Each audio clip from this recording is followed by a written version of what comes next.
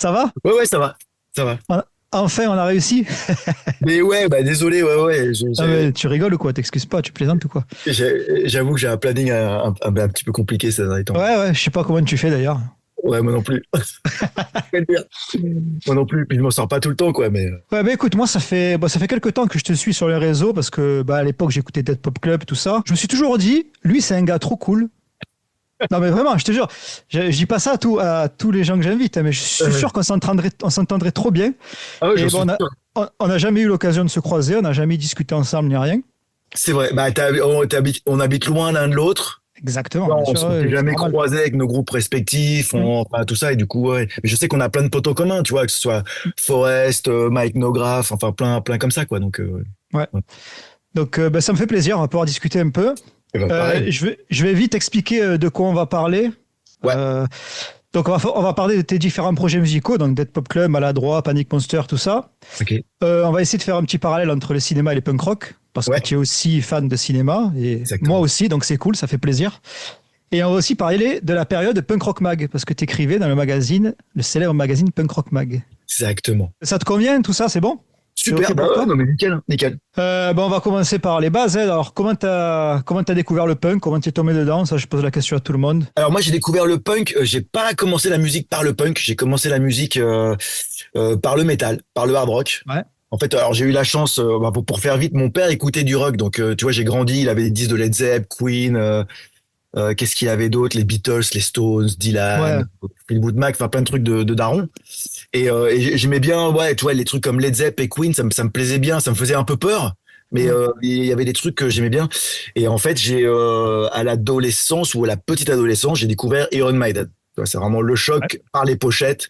Et j'étais déjà attiré par le cinéma d'horreur. C'est pour ça que j'ai Mm. toujours un lien cinéma et musique dans Ouais. mon parcours. Et en fait, c'était génial. Enfin, tu vois, il y avait un zombie sur la pochette, il y avait du sang, il y avait Satan, il y avait. Donc voilà, moi j'ai commencé par le hard rock. Maiden, ça m'a amené à Metallica, Slayer, Anthrax, enfin tous les groupes de l'époque. Et j'ai commencé à dévorer la presse musicale hard rock. Et c'est par cette presse-là que j'ai commencé à voir des articles sur des groupes de punk rock. Ouais. Parce que régulièrement, les groupes parlaient des Pistols, des Ramones, des choses comme ça. Mm. Et je m'en souviens, Metallica, un jour, ils ont fait un EP qui s'appelle Garage Days, où ils Ouais. reprenaient quelques reprises de punk rock, dont les Misfits. Et c'est Mm. un peu ça qui m'a introduit vers le punk rock. Donc, D'accord, ouais. donc au fur et à mesure, petit à petit, je me suis intéressé par le punk rock grâce à des groupes finalement comme Metallica qu'on parlait, Slayer pareil, ils étaient à fond dans Minor Threat, tous ces trucs-là, Mais Discharge. ils avaient pas fait un EP de reprise aussi? Exactement. Exactement.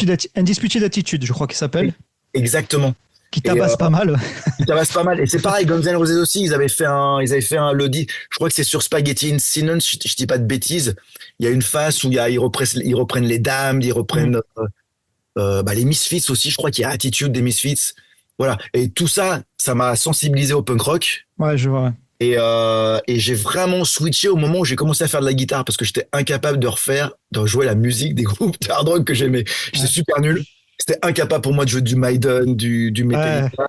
Et là, les Ramones, c'était quand même magique, hein, parce que d'un coup, j'arrivais à jouer Judy the Punk, enfin, tous les trucs comme ça. Donc, c'était quand même la révélation. Et en grandissant aussi, même au niveau des thématiques des groupes, j'étais Mm. moins dans la cavalcade de Maiden, les trucs un peu comme Ouais, ça. on va chevaucher des dragons sur le sommet des pyramides. Ouais. Et je me retrouvais plus dans ce que proposait le punk rock. Et Ok, je suis ouais. vraiment switché au punk rock avec l'arrivée du grunge, Ouais.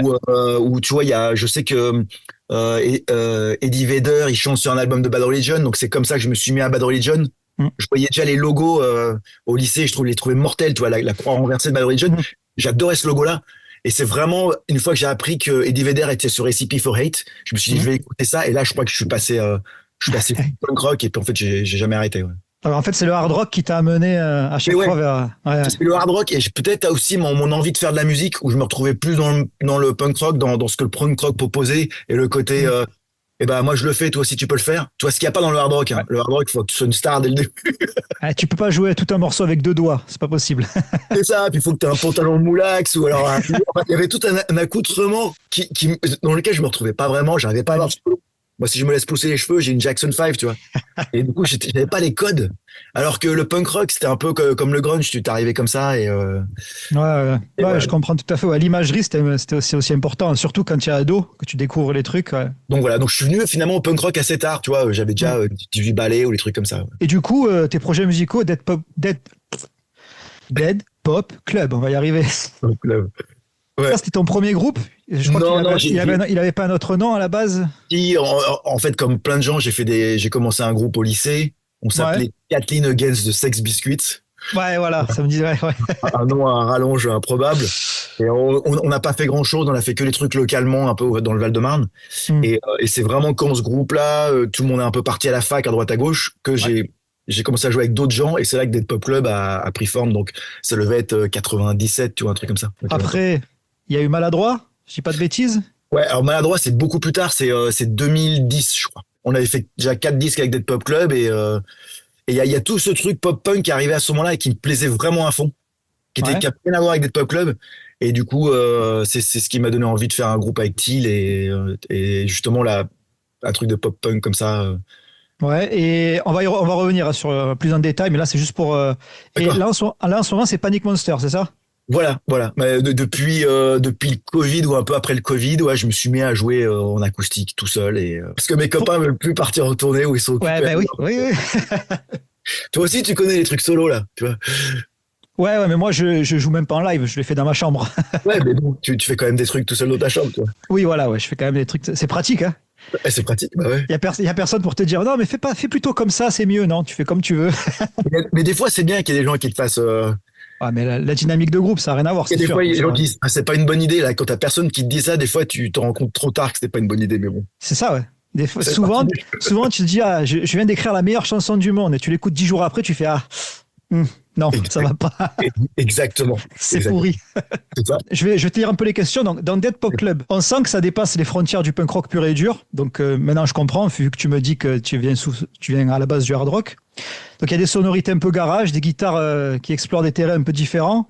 Donc tu as déjà répondu, mais en gros, tes influences, à part le punk, parce que tu vois, par exemple, mon album préféré de Dead Pop Club, c'est le dernier. Donc Ouais, Ombrage, c'est ça? Ouais. ouais, c'est ça. Ouais. Genre le morceau d'ouverture, je sais plus comment il s'appelle, le riff, on dirait du stoner, tu vois. Ah ouais, ouais, ouais. Ouais, Donc c'est vrai. et c'est ça que j'aimais bien dans Dead Pop Club, c'est que tu avais vraiment des petits trucs son clairs sur les couplets et tout ça. On sent vraiment que c'est pas juste, enfin, quand je dis juste, c'est pas péjoratif, mais on sent que c'est pas que du punk en fait. Non, puis c'est vraiment pas le punk rock qui nous a réunis. Alors, il y avait des groupes punk rock qui nous ont rassemblés. Mais tu vois, nous, Mm. quand on a démarré, on était vraiment dans ce qu'on appelait, je sais pas, à l'époque, on appelait presque ça l'emo ou le post-hardcore. Enfin, tu vois, des groupes comme Ouais. Sam I Am, Texas Is the Reason. Bon, il y a eu Rival Schools, Quicksand. Mm. Et puis après, les trucs plus pop comme Nada Surf, Weezer, Ouais. Baby Chaos, énormément Baby Chaos, groupe écossais, justement Je Chris connais pas Burn. du tout ça. Enfin, c'était un groupe écossais qui a vraiment compté pour moi et pour le bassiste de Pop Club, Ouais. qui a fait 2 albums au milieu des années 90. Et d'ailleurs, Omred, j'ai enregistré par le chanteur-guitariste de Baby Chaos. Donc, tu vois, on est vraiment D'accord, ok. enregistré avec lui parce qu'on cherchait un peu ce qu'il faisait et moi, je leur ai pompé pas mal de trucs. Et, euh, et donc, oui, c'était pas vraiment des groupes, ils avaient peut-être l'énergie du punk rock, mais ils allaient au-delà. Tu vois, voilà, le grunge a énormément compté pour nous, tu vois, que ça Mm. soit, Nirvana, Soundgarden, Pearl Jam, tout ça. Donc je pense que il y a ce côté riff et pareil le bassiste du Week, lui, avec les années, il s'est très intéressé au stoner, à tout Ouais. ça. Donc nos influences allaient vraiment au-delà du punk rock et Jérôme c'est pas du tout un batteur de punk rock mélodique par exemple. Tu vois, Ouais. on a eu ces tempos là dans Ouais, c'est beaucoup en mid-tempo, ouais. beaucoup plus mid-tempo. Voilà, Mm. notre école, c'était vraiment ça. On sent quand même dans les mélodies, il y a quand même des refrains imparables et tout, genre. Il y a quand même Ouais. dans les mélodies un côté pop qui accroche, tu vois.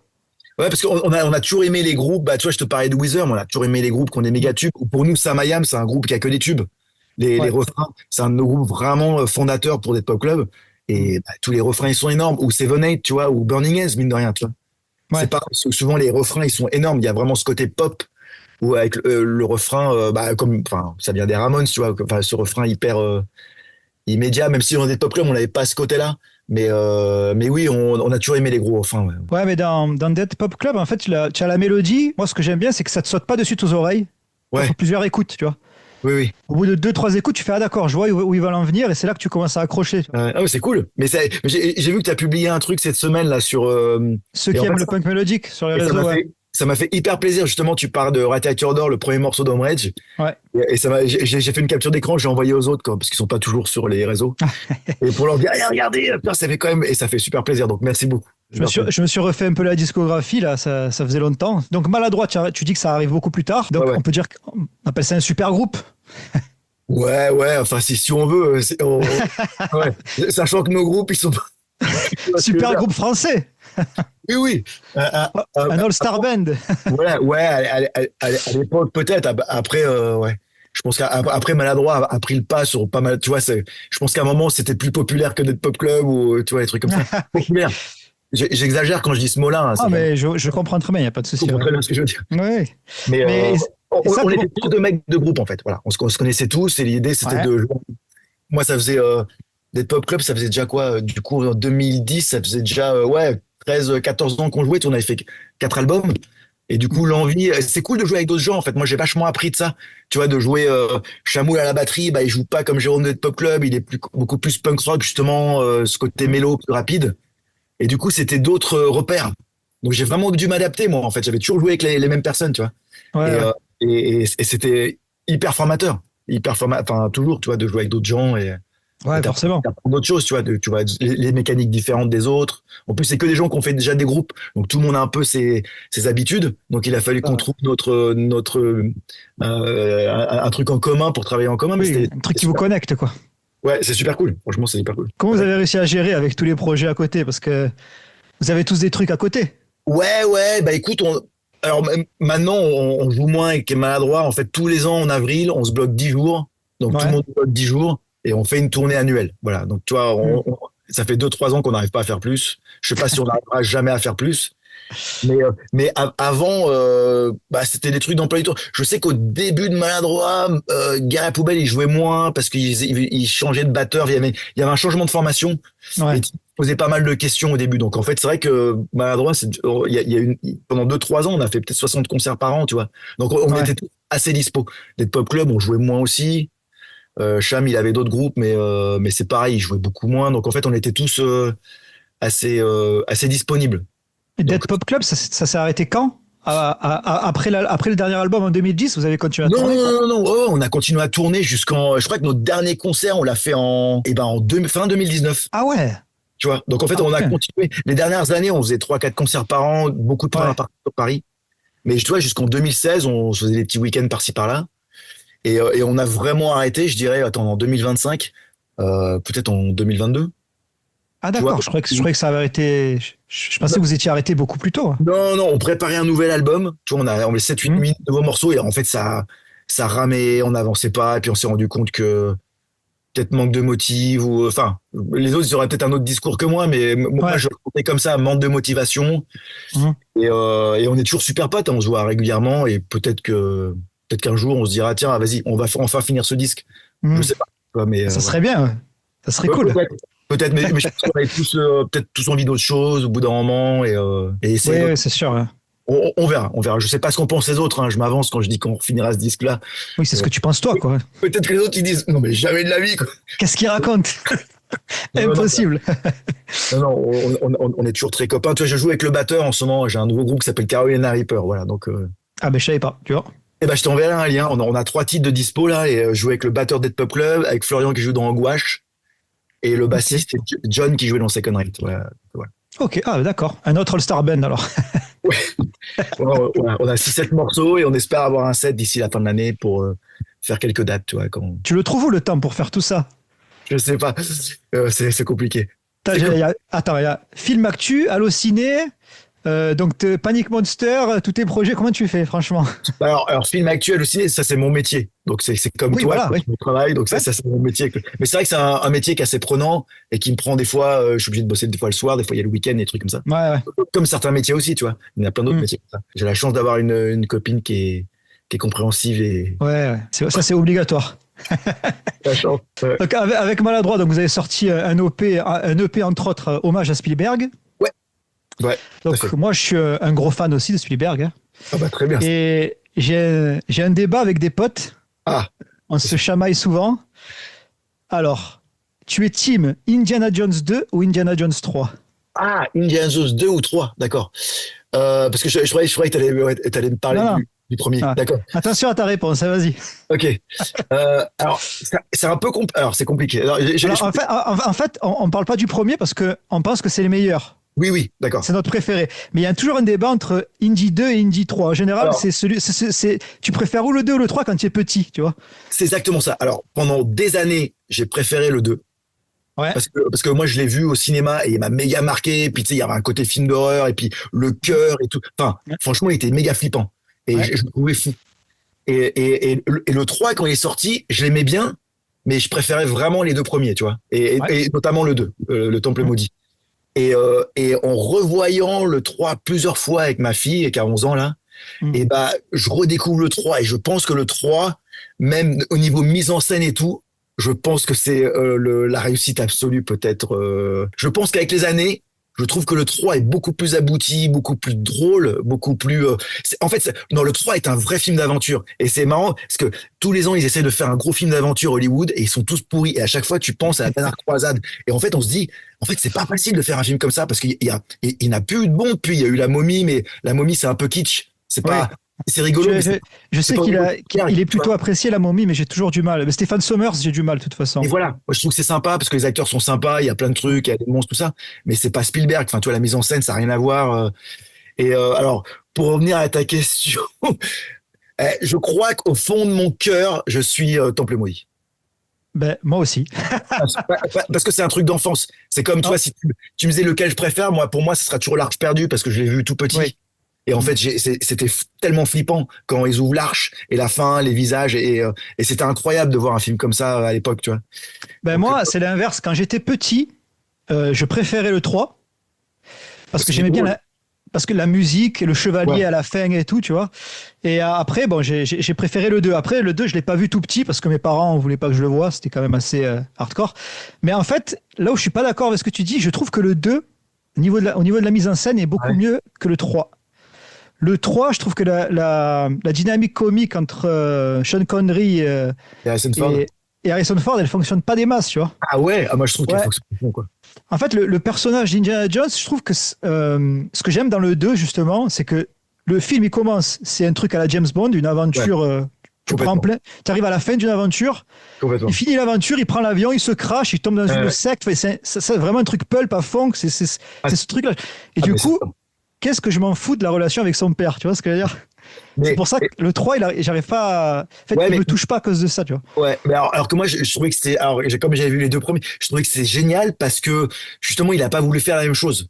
Oui, Et, bien et, sûr, ouais, ouais. et d'un coup Harrison Ford il passe, tu sais, il fait le gros dur tout ça, et puis Mm. en fait finalement il est ridiculisé devant son père qui le traite pas comme un adulte, enfin qui Ouais, a aucune estime pour lui, et on se retrouve tous peut-être dans des fois ces relations là avec nos pères, je sais pas. Enfin tu vois, ouais, peut-être. Ouais. et je trouve qu'il y avait un côté de hyper malin de la part de Spielberg et de Lucas, alors qu'ils auraient pu très bien faire la même chose comme les James Bond, tu vois. Ils auraient pu Bien sûr, prendre, ouais.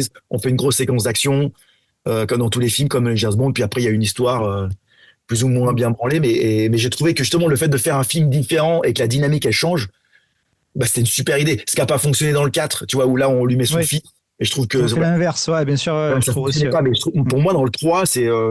mais pour moi ils sont un peu indissociables, les trois premiers, je trouve qu'ils sont... Bon, après, je trouve que c'est un bon film quand même, hein. Je la suis pas... trilogie parfaite, ça serait arrêté là. Ça Oui, c'est vrai, c'est serait, vrai. il y a aucune autre trilogie qui, tu vois, qui aurait été aussi géniale, en fait. À part celle du Seigneur des Anneaux, peut-être. Peut-être, ouais. Mais qui a été réfléchie comme une trilogie dès le départ, Oui, c'est vrai, tu vois. c'est vrai, ouais. Parce que même Star Wars, le Retour du Jedi, je suis pas hyper fan. Oui. Donc c'est vrai que la trilogie, ouais. Mais oui, peut-être qu'il faudrait que je le revoie, la dernière croisade. Ça fait une éternité que je l'ai pas vu. Mais je sais que rien que parce que je suis têtu pour faire chier mes potes, je vais rester sur le Temple maudit. Non, mais c'est très bien. Non, mais c'est très bien. Moi, pendant des années, j'ai toujours défendu le Temple Maudit. Puis c'était celui qu'on voyait le moins aussi, qui était le moins rediffusé. Et puis on voyait toujours l'Arche perdue. Et il y a aussi Spielberg qui dit qu'il aime pas trop et tout. Bah non, parce que c'est trop. Il trouve que c'est trop violent par Trop rapport. dark, ouais, ouais. Donc là, c'était la parenthèse Indiana Jones, excuse-moi. Donc, le P, pourquoi vous avez choisi Spielberg? Écoute, on aimait bien ce côté-là de s'imposer en fait à un format, tu vois, un truc Ouais, concept. Tu ok, vois, ouais. parce que sinon, en fait, dans Maladroit, on écrit tous. Du coup, maintenant, il y a Forest Spooky, Till et moi, donc on est trois à écrire, on a amené nos morceaux, et on s'est dit, si on compose tout dans un cadre spécial, c'est rigolo un peu le challenge. Et en fait, l'idée, c'est vraiment l'idée de Till, c'était de tous les morceaux qu'on a fait, ils sont. Alors, il y a un morceau qui est basé sur E.T., il y en a un sur Rencontre du troisième type, il y en a un sur Indiana Jones, un sur Les Dents de la Mer. Je crois que c'est ça. Et en fait, les notes des accords, c'est les notes des BO de John Williams. Donc, D'accord. ça, c'est Ok. vraiment le savoir, hein. Et c'est pas dans le même ordre. Mais l'idée, c'est de prendre quelques notes, tu vois, du thème, par exemple, des Dents de la Mer de Jaws, Hmm. et de Ouais. faire le morceau. Alors, ça n'a rien à voir. Mais non, non, en fait, il y a Jurassic Park, pardon, il y a Rencontre du troisième type, il y a Indiana Jones et le dernier, je sais plus ce que je dis, je me mélange les pinceaux. Mais voilà, en tout cas, il y en a quatre. Hmm. Et voilà, et ça nous a fait marrer de faire ça. Et après, on a fait les paroles, c'est en lien tout le temps avec les films. Mais ça parle Ouais. pas directement de films, tu vois. Et par exemple, le morceau sur Rencontre du troisième type, ça parle un peu de problèmes de communication. Tu vois, D'accord. c'est un peu le propos du film, t'essayes C'est de le propos du film, ouais, avec ouais. voilà. Donc, Les notes de musique, tout ça. Ouais. il y a toujours des petits liens un peu comme ça, tu vois, un peu. On prend ce côté geek, mais on le Hmm. décale un peu sur d'autres sujets. On aime bien faire ça avec Maladroit. Mais Et, vous adorez tous Spielberg vraiment ou c'était juste pour l'exercice on adore tous Spielberg. Ah ouais, tous les Ouais. quatre. Ah ouais. Puis on est tous les quatre très cinéphiles. Hmm. Thiel et moi, on parle toujours beaucoup de cinéma. Dès qu'on se voit, on fait ah, qu'est-ce que t'as vu? Enfin, tu vois, les premiers trucs qu'on fait. Avec Cham, c'est pareil, on s'écrit tout le temps. T'as vu ça? Enfin, tu vois, pareil avec Forrest. Donc, non, non, on est extrêmement tous fans de ciné, de Spielberg. Puis on a tous grandi sur Spielberg, hein. Enfin, tu vois. Ouais, évidemment, bien sûr. Puis Spielberg, c'est celui qui a amené les meilleurs personnages de gamins à l'écran. Hein, donc, Bien sûr, mais complètement. Et tu vois, pour montrer à quel point ça nous branche, le dernier album de Maladroit, c'est que sur les super-héros. oui, j'ai Donc, vu. Ouais. c'est très lié au cinéma, mais c'est pareil. On va pas dire Iron Man, t'es super. En fait, c'est toujours prendre un super-héros pour parler de quelque chose. Tu vois, avec Hulk, tu parles de la colère. Ouais. Avec avec Jessica Jones, tu parles de problèmes d'alcool, de mal-être. Enfin, tu vois, voilà, il y a bon, ça c'est plus les sujets subtils. Moi, les miens ils sont toujours un peu plus farfelus. Mais voilà, chacun ses thématiques, mais voilà, on aime bien prendre des trucs comme ça et c'est ce qu'on a fait avec Spielberg. Et c'était cool de faire une pochette en rapport avec Spielberg. Il y a la pochette, il y a des dessins, il y a plein de petits détails sur des films de. Ouais, j'ai vu. Ouais. Est-ce que tu as vraiment pissé dans ton costume de Batman ou pas? Ouais, ouais, vraiment. C'est vrai? Quand j'étais petit, ouais. Quand j'étais petit. J'ai vraiment fait ça. Non, je te jure, Ouais, je te crois, je te crois. c'est un traumatisme de France, vraiment. Vraiment. Mais c'est rigolo parce que depuis que je fais ce morceau-là, donc c'est un morceau de maladroit, mais je Ouais, le fais vachement en acoustique avec Panic Monster, et quand je le j'ai fais, vu, ouais. je raconte avant toute l'histoire, Mhm. je surjoue un peu, Ouais. c'est ce qui est fun dans l'acoustique. Et en fait, il y a plein de gens qui viennent me voir et qui ont eu des expériences similaires. Ou qu'on Ah ouais? fait pipi à l'école, tu vois, pas forcément dans des costumes, mais des trucs un peu honteux, tu vois, pipi, je sais pas, dans une piscine ou à l'école, enfin, t'as pas pu te retenir devant les autres, tu vois, donc des moments, Ouais, mais ça m'est arrivé aussi, hein, ça arrive à tout le monde quand t'es gamin. bah, ça me rassure. Ça m'est arrivé en pleine randonnée en colonie de vacances. J'étais même pas seul, tu vois, donc Ah ouais, j'avais l'air con. bah voilà, bah comme moi, avec mon queue. Mais j'étais pas déguisé en Batman. Ouais. Là, on est passé dans la partie un peu cinéma. Ok, Avant de partir sur. Après, on va faire cinéma et punk. On va essayer ouais, de faire la liaison. Et en dernier, on parlera de punk rock mag si ça te va. ça marche, pas de souci. En ce moment, est-ce qu'il y a des réalisateurs qui te plaisent particulièrement? Des jeunes Euh, réalisateurs qui te plaisent particulièrement? ouais, j'aime bien David Robert Mitchell. Tu vois qui c'est? Il a fait It Follows et il avait fait un film qui Ouais, s'appelle Under the Silver Lake que j'adore. j'ai pas Franchement, vu Under moi, je le Silver Lake. regarde Je sais tous pas. les ans. Je le Ouais. trouve vraiment mortel. Qu'est-ce que j'aime bien? Bah, tu vois, j'ai adoré de Substance de Coralie Farja. Mhm. Tu vois, moi, j'ai adoré ça. Je pense qu'elle a parce que quand je vois les interviews d'elle, elle a les mêmes références que moi. Elle a Mhm. grandi avec John Carpenter, Sam Raimi. Enfin, finalement, elle a à peu près le même âge que moi et on a les mêmes références. Du coup, D'accord. Ouais. donc, je me retrouve dans son cinéma en fait. Alors que c'est pas le cas de tout le monde. J'aime bien. Qu'est-ce que j'aime bien? Il y a une anglaise qui s'appelle Rose Glass qui a fait un film qui s'appelle Love Lies Bleeding cette année avec Kristen J'ai pas vu. Stewart qui est complètement farfelu. J'ai vachement aimé ça. Et avant, elle avait fait un film qui s'appelait Sainte Maud qui était très barré sur une femme qui a une révélation, qui croit qu'elle voit Jésus et c'est Ouais. super barré. Et voilà. Donc ouais, il y a plein de en France. Tu vois, j'ai adoré Vermine. Je sais pas si t'as vu Ouais, avec j'ai adoré aussi. Ouais. tu vois, de Sébastien Vanissek et je trouve que c'est son Il est premier parti film. faire Evil Dead, là. Mais c'est mortel, tu vois. J'imagine qu'il a eu un petit budget, c'est que de la démerde. Le mec, il a plein d'idées. Et ça m'étonne pas que Sam Raimi, il ait trouvé ça mortel et dire, bah, viens faire Ouais. un Dead pour 3 millions de dollars, enfin, tu vois, pour un petit budget. J'ai vu une interview, il est passé en interview sur une chaîne un podcast qui s'appelle Capture Mag. Je sais pas si tu vois ce que c'est. Oui, tout à fait, ouais, Ouais. ouais. Donc j'ai vu cette interview et enfin, tu sens qu'il s'est posé les bonnes questions quand il a fait son film, tu vois. Mais ouais. Et franchement, ouais, j'ai revu il y a pas longtemps d'ailleurs. Il est super efficace. J'ai hâte de voir ce qu'il va faire avec Evil Dead. Et tu vois, là, je sais que récemment, j'ai vu un film qui est sorti en France qui s'appelle Oli. O2LIE, c'est sur c'est sur le skate à la campagne. C'est un film français. Ok. C'est le premier film de skate français et Je je connais crois pas du tout. peut-être même européen. C'est sorti il y a 2 semaines. Ok. Je crois que le réal, il s'appelle Antoine Bess, je crois, si je dis pas de bêtises, mais sinon, je m'en excuse. Et c'est super bien. C'est Ah, vraiment ok. bien. Il y a un côté, pas Larry Clark, parce que c'est pas aussi poisseux et un peu Hmm. pervers que Larry Clark. C'est plus à notre échelle. Ouais. Mais franchement, j'ai trouvé ça vraiment très, très, très cool. Voilà, ça s'appelle Oli, je le conseille vraiment à tout le monde. Oli. Je vais, O2LIE. je vais noter. Ouais. Ça n'a pas fait beaucoup d'entrées au cinéma, mais ça va vite se retrouver en VOD et ça vaut, c'est français, c'est vraiment très cool. Ah, il y avait une vague de réalisateurs dans dans les années 2000, entre 2000 et 2010. Le soufflet est retombé, j'étais dégoûté. Tu vois qui c'est, Christopher Smith? Oui, c'est celui qui a fait Creep, tout ça, non? Non? C'est ça, ouais, c'est ça. Il a fait Creep, Severance, Black Death. Bien sûr, bah, Euh, plein de réalisateurs anglais, en fait. voilà, il y a aussi comment ça s'appelle? Celui qui a fait mince, Le Territoire des loups. Ah là là. Ah, Christophe Gans, non, non, le Théâtre de Loup, oui, oui, non, non, oui, oui, il s'appelle, mince, Ah, ah, j'ai au bout de la langue, j'adore ce réalisateur. celui qui a fait Narc aussi, Oui, bien sûr, il a fait Narc. Joe Carnahan. Joe Carnahan, voilà. Alors, Lui tu vois, aussi, alors lui, il continue à faire des films, mais il a plus de gros budget, il fait des petits films sur Prime, sur les plateformes. ouais, puis dès qu'il fait un film, moi je suis là, putain, c'est le mec de Narc, il était en train Ouais, de... Et en fait, ils sont toujours nuls. Et je sais qu'il y a ouais, c'est ça. avec Omar Sy qui est supposé être bien nul, mais qui a dû avoir quand même un bon budget. Et là, alors, s'il revient pour un truc sur les plateformes avec un truc assez gros, avec un acteur connu, mais je m'en souviens plus là, je sais plus ce que c'était. Non, j'ai pas suivi. Mais je sais quoi, il est relégué à faire des petits films. Pareil, Rob Zombie, il a eu une grosse, Ouais, il a fait un bon départ dans les années 2000 et puis c'est retombé. C'est dommage, c'est dommage. ouais, Mais c'est vrai, c'est vraiment une période. ouais. En fait, là, je suis des années 80, donc j'ai découvert les vidéoclubs et tout, sûrement comme toi, hein. Mais j'ai vraiment construit ma cinéphilie où j'ai commencé à m'intéresser à la mise en scène, tout ça, tu vois. C'est Oui. dans les années 2000 avec ces réalisateurs-là, tu vois. Bon, bon, avec Spielberg et tout, mais ça, c'est la base. Et je trouvais que cette génération-là, à l'époque, je me disais, c'est eux ça va devenir les futurs Sam Raimi et tout. Ouais, ouais. Et puis, pas du tout. Tout est retombé. Ah, il y en a quelques-uns enfin, j'essaie de réfléchir, mais il y en a forcément quelques-uns qui restent, tu vois. Bah, Guy Ritchie, finalement, il est toujours là. Alors, bon, Ouais. il vient de cette génération-là. Non, un peu 90 plutôt, mi-90, mais Ben, bon. Guy Ritchie, il a eu un petit creux, là. Puis il est Ah, bah, revenu il y a pas longtemps. ouais, non, mais là, il fait 3 films par an, je sais pas comment il fait, mais par contre, Ouais. ils sont souvent très mauvais, hein. Ouais. Alors, des Ouais. fois, il y a un moment un peu cool, mais il y en a d'autres, je fais, oh là là, en fait, je comprends pas. Il fait deux films par an, c'est fou, quoi.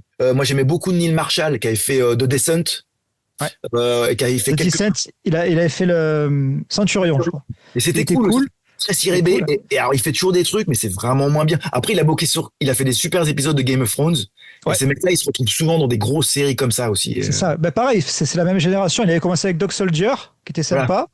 Puis il avait tout cassé avec The Descent. Ouais, Ouais, il avait fait aussi l'espèce de faux remake de New York 97, là. Doomsday. oui, oui, bah, j'aimais bien à l'époque, j'ai jamais revu. C'est Mais, rigolo. Ouais. mais quand c'est sorti, j'aimais bien en fait. Alors déjà, j'aimais bien ce réal, donc j'avais envie de tout aimer, tout ce Ouais. qu'il faisait, j'avais vraiment aimé, hein. J'étais un peu fanboy de ce mec-là, Ouais. mais mais ouais, je Ouais, sais pas. pareil, c'est cette génération-là. Ouais. C'est dommage. Ouais. Et du coup, là, bon, la question de merde, mais je trouve que c'est toujours intéressant d'en parler. Le cinéma ou même la musique, c'était mieux avant. Tu en penses quoi, toi? Ah, moi, je trouve que moi, ça m'énerve les gens qui disent ça. Très Ah, honnêtement. ben, voilà. Tu vois, Ouais, pareil, pareil. ouais, alors je peux vraiment peut-être plus en parler pour la musique, mais je sais pas, toi, je pense que pour toi c'est pareil. Quand on a commencé à aimer des groupes, bah, les plus anciens ils disaient non mais ça ressemble à un machin, non mais ça, tu vois, par exemple je te parlais du grunge, moi j'adorais Soundgarden, on me disait non mais attends c'est ce que Black Sabbath ils faisaient, les Zeppelin, mais je m'en foutais de Black Sabbath et les Zeppelin, tu vois, je voulais Mm. écouter Soundgarden ou j'aimais Nirvana et non mais ça ressemble à un machin ou mais je m'en fous, enfin tu vois comme et Mm. pareil avec le punk rock, tu vois, t'es fan de Green Day, non mais ils faisaient la même chose, je sais pas les Buzzcocks, enfin mais oui, mais ce que je veux écouter, c'est le groupe qui me parle à moi de ma Bien génération. sûr. Et Et puis, c'est surtout aussi le moment où tu découvres. Par exemple, si on reste sur Spielberg, il y a plein de gens, le film préféré de Spielberg, c'est Hook. Ouais. Alors pour moi, c'est un film mineur, mais eux, ils Ah, l'ont mais vu moi quand ils aussi. avaient 6 ans. Moi Eux, ils aussi. l'ont vu quand ils avaient 6 ans, et pour eux, c'était incroyable, et c'est resté leur film préféré, tu vois. Donc là, dernièrement, j'ai reçu Bien sûr. François Bégodeau Ouais. qui a une théorie comme quoi par exemple, les premiers albums d'un groupe, c'est les meilleurs. Il développait le fait que NoFX, les meilleurs albums de NoFX, c'était au début. Après, ils ont un peu déroulé la formule. Même si c'était des bons albums, ils déroulaient un peu la formule. Le truc, c'est que si toi, quand tu découvres NoFX, tu les découvres en 2002 avec l'album War on Heroism, autant c'était un gros choc pour toi et ça va être ton album préféré. Exactement. Moi, c'est là où je suis d'accord. Moi, je pense que c'est une histoire d'âge aussi. Où Oui, entre 14 peut-être et 22, tu découvres des trucs et ça marque c'est ton ça, ADN. Donc, exactement. si tu découvres, comme tu disais, NoFX au début, bah, tu trouves ça génial. Si tu écoutes en War on Heroism, ouais, ou, Ouais. pardon, ou Il d'autres, est insupportable à dire ce titre. ouais, ou d'autres, tu vois, tu vas aimer ceux qui correspondent à cette tranche d'âge-là. Moi, je pense qu'il y a vraiment l'histoire de tranche d'âge où Une t'as, histoire d'affect. c'est ça, t'es en formation psychologique, tout, enfin, t'essaies de découvrir qui t'es. Il y a une histoire d'affect et la musique ou le cinéma ou même la littérature, la BD, n'importe quoi, ça touche au plus profond de ton être et c'est un peu tes meilleurs amis aussi. C'est ça, ouais. Aaron Bruce Dickinson, c'était mon confident, tu vois, ou à l'époque, ou Stephen King, tu vois, moi j'étais Ouais. Stephen King, Iron Maiden, tu vois, c'était vraiment mes confidents, c'était mes amis en fait. Et moi je pense qu'il y a un truc d'âge. Et c'est vrai qu'après, au bout d'un moment, tu deviens un peu plus vieux, tu arrives à 40 ans. Moi j'ai plein de potes pareil. En fait, t'es plus dans le milieu, donc tu sais plus ce qui sort. Donc au bout d'un moment, tu commences à dire, non, mais il y a plus rien maintenant. Mais il y a pas plus rien. C'est juste que tu Non. sais pas. T'es plus au courant de ce qui se passe. Déjà, tu vas plus au concert. Il y a toujours des jeunes groupes qui sont cool. Il y a toujours des mecs qui font des C'est concerts. ça. Et c'est bien, moi je trouve que ça se renouvelle. Après qu'au bout d'un moment, on devient trop vieux. Et il y a un truc de génération aussi. Mais et c'est pareil pour le cinéma. Je pense que les films qui te marquent, comme tu disais, c'est ceux que tu vois gamin. Donc si tu as vu ces gamins quand tu vois Hook, je trouve ça génial. Si c'est E.T., bah, c'est E.T. qui t'aura marqué ou Indiana Jones ou Les Dents de la Mer. Donc oui, c'est vrai, c'est vraiment un truc. Tu vois, il y a des gens qui parlent de Scream. Moi, je vais plus parler d'Halloween ou de Ah oui, Freddy ah oui. Krueger parce que c'est ma génération. C'est plus Freddy Krueger, Halloween, des trucs comme ça. Mm. Mais je comprends que des gens étaient marqués par Scream parce que c'est super bien, tu vois. Moi, je vais te prendre le premier Terminator, j'ai plein d'amis qui sont le 2 parce qu'ils sont Oui. plus jeunes que moi. Tu vois, comme tu disais, moi, je trouve que c'est vraiment un truc de perspective et d'âge. Et non, non, c'est pas que c'était pas mieux avant. C'est différent. En fait, c'est différent par génération. Mais il y a des trucs Bah oui, bien. en fait, moi, je vois ça comme quand tu es gamin ou ado, par exemple, en toi, tu as une coupe musique, une coupe film, tu vois, tu as plein de coupes que tu remplis, tu vois, que tu découvres.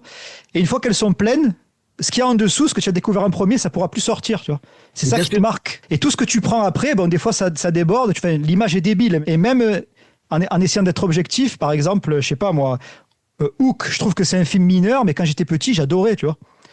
Et ouais, tu vas me passer une scène de Hook avec la musique de John Williams, ben je vais avoir des frissons. bien sûr. Ça peut plus sortir de moi. Tu Non, mais je comprends, tu vois, par exemple, quand Jurassic Park est sorti, c'était incroyable. vois. Mais moi, ça m'a pas fait le même effet qu'Indiana Jones, que d'autres Ouais, je comprends. Spielberg, en fait. Parce que j'avais déjà, comme tu dis, vu plein de films, j'avais déjà une expérience, et je le trouve génial. Et je comprends que des gens qui l'ont vu quand ils avaient 13 ans, ou 12 ans, ou 11 ans, Mm. ça soit le film de leur vie. Ouais. Et je comprends ce fanatisme. Et je trouve que c'est un film génial, tu vois. Ah Mais, oui, c'est un très mais bon film. pour moi, au fond de moi, oui, c'est plus E.T., Indiana Jones, et d'autres que j'oublie, tu vois. Les Dents de la Mer. Dans de la mer et rencontre du troisième type. Tu vois, moi, je l'ai vu tout petit, il m'a terrifié en fait. Mais tu vois, moi, Rencontre du troisième type, c'est un des rares films de Spielberg que j'arrive pas. Et bah, Je m'ennuie devant, c'est un truc de fou. Hein. je comprends, tu vois, j'ai emmené ma fille aînée une fois, ils l'ont ressorti pour les 40 ans de rencontre du troisième Mm. type. Et j'étais allé le voir dans un grand ciné à Paris. Et j'avais emmené ma fille qui devait avoir peut-être 12 ans, je sais plus trop. Et bon, pour moi, ça reste un film mémorable. J'ai surkiffé. Elle était là, elle Mm. a trouvé ça long. Ouais. Il se passe. Et moi, j'étais là. Mais non, mais regarde ce moment-là. Et je le trouve fou, ce film. Et en plus, avec le recul, bon, c'est toi qui m'as démarré sur Spielberg. Donc, je Ouais, suis non, mais vas-y, t'inquiète. et quand tu revois au troisième type, tu fais, je vois tout le cinéma Spielberg d'après. La, Tu vois Indiana Jones, tu vois même ses films plus politiques après qu'il a pu faire. En fait, tu comprends, il y a tout ce truc un peu. la thématique de la famille éclatée aussi. Exactement, Mm. exactement. Et alors, avec le recul, tu en devenant adulte, tu revois ça, tu fais, ah ouais, mais je comprends en fait. Je vois, Mm. tu vois. Ouais, non, mais même petit, des fois, je redonne sa chance, hein, mais j'arrive pas à C'est que, accrocher celui-là. il y a pas si longtemps, j'ai revu American Graffiti Mm. et en fait, ça m'avait pas fait ça quand je l'ai vu il y a longtemps. Mais en fait, c'était Star Wars. Il y a les mêmes trucs. Hmm. je sais pas si tu l'as vu, de American Graffiti. Alors, j'étais gamin, hein. Je pourrais pas. The Bagnole, c'est vraiment le Faucon Millenium contre Ouais. tu vois, l'Empire.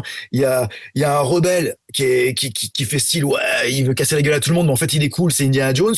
Il y a une Ouais. nana qui est un peu badass, je crois qu'elle est cucu, mais elle est super badass, c'est Princesse Leia. En fait, tous les personnages, c'est Star Wars, avant qu'il y Ouais. pense. Et c'est complètement fou, en fait, de Tous les voir ça. archétypes, ils les avaient déjà. Ouais. Et c'est ça, ouais, ouais. Ouais, Une super ouais. idée, hein, je te conseille, je vous conseille à tous, les guerres de Lucas, qui est fait par des Ah, Français. j'ai entendu parler, mais j'ai pas vu. Ouais. Génial. Et ça revient sur toute la jeunesse de Star Wars et justement l'enfance, Lucas, comment il en est arrivé là avec Hmm. Coppola. C'est incroyable. Franchement, Ouais, ça a l'air cool. ah ouais, ils font la suite là sur Empire contre-attaque et voilà. Ah, mais génial. On va parler de cinéma, ton podcast, ça va durer 3 heures. Non, t'inquiète, y a pas on parle de ce qu'on veut, il n'y a pas de souci. On va un peu switcher, on va aussi mélanger ça avec le punk. Donc, Donc tout ça pour dire que, ouais, pardon, vas-y, vas-y. ceux qui disent c'était mieux avant, il y en a plein, j'ai plein de potes qui disent ça et je trouve que soit t'es complètement déphasé et il faut faire gaffe. Si tu commences à dire ça, c'est que tu deviens un vieil aigri, je pense. Il y Ben, a en un fait, danger. Tu peux on peut accepter dire. le fait que tu sois décalé par rapport à d'autres générations, Hmm. mais tu peux pas dire que avant c'était mieux, quoi. Parce que il y a toujours des trucs. Tu Ben, bien sûr. Et tu peux dire c'était différent. C'est pas que c'était peux dire que je mieux ou que c'était préférais avant. différent. Tu peux dire que tu Ouais, préfères. tu préfères avant ou tu peux pas, après, on peut pas nier que c'est différent. On produit pas les films de la même manière aujourd'hui, tu Bien sûr vois. que non. Voilà. Mais, Donc, c'est vrai que c'est différent, mais si tu aimes le cinéma et que tu creuses un peu, tu vas toujours trouver quelque chose qui t'intéresse. mais tu vois, pour ceux qui sont nés en 2000, je pense que par exemple des Avengers, ça va leur faire l'effet de peut-être de Spielberg. Parce Ouais. qu'ils ont grandi avec ça. Tu vois, Hmm. avec le MCU, je pense, ça va leur faire leur effet à eux, tu vois. Bien sûr, Ou hein. Nolan, ça sera peut-être le nouveau Spielberg ou Coppola de ces générations-là. Parce que les gros films, ils sortent à ce moment-là Hmm. et voilà, donc C'est c'est ça. chaud. Bon, moi, je peux pas blairer le MCU, mais je comprends tout à fait qu'il y ait des gamins qui adorent ça, qui accrochent. Je suis sûr que si j'avais découvert ça à 6 ans, j'aurais adoré, tu vois. Mais bien sûr, mais bien sûr. Mais je suis d'accord, hein. Mon groupe préféré, ça aurait été Ultra Vomit et j'aurais été MCU. Tu vois ce que je veux dire? Oui, bien sûr. Ouais. À Tu vois, mort, c'est ouais. exactement ça, tu vois. Je sais. J'aurais eu 15 ans, voilà. Donc, on va mélanger un peu le ciné avec le punk. Je claire mes questions. Donc, D'accord. depuis les débuts du punk rock, on retrouve énormément de clins d'œil au cinéma, aux séries, aux comics ou à la pop culture en général, que ce soit dans les paroles, dans les pochettes d'albums ou même les noms de groupes.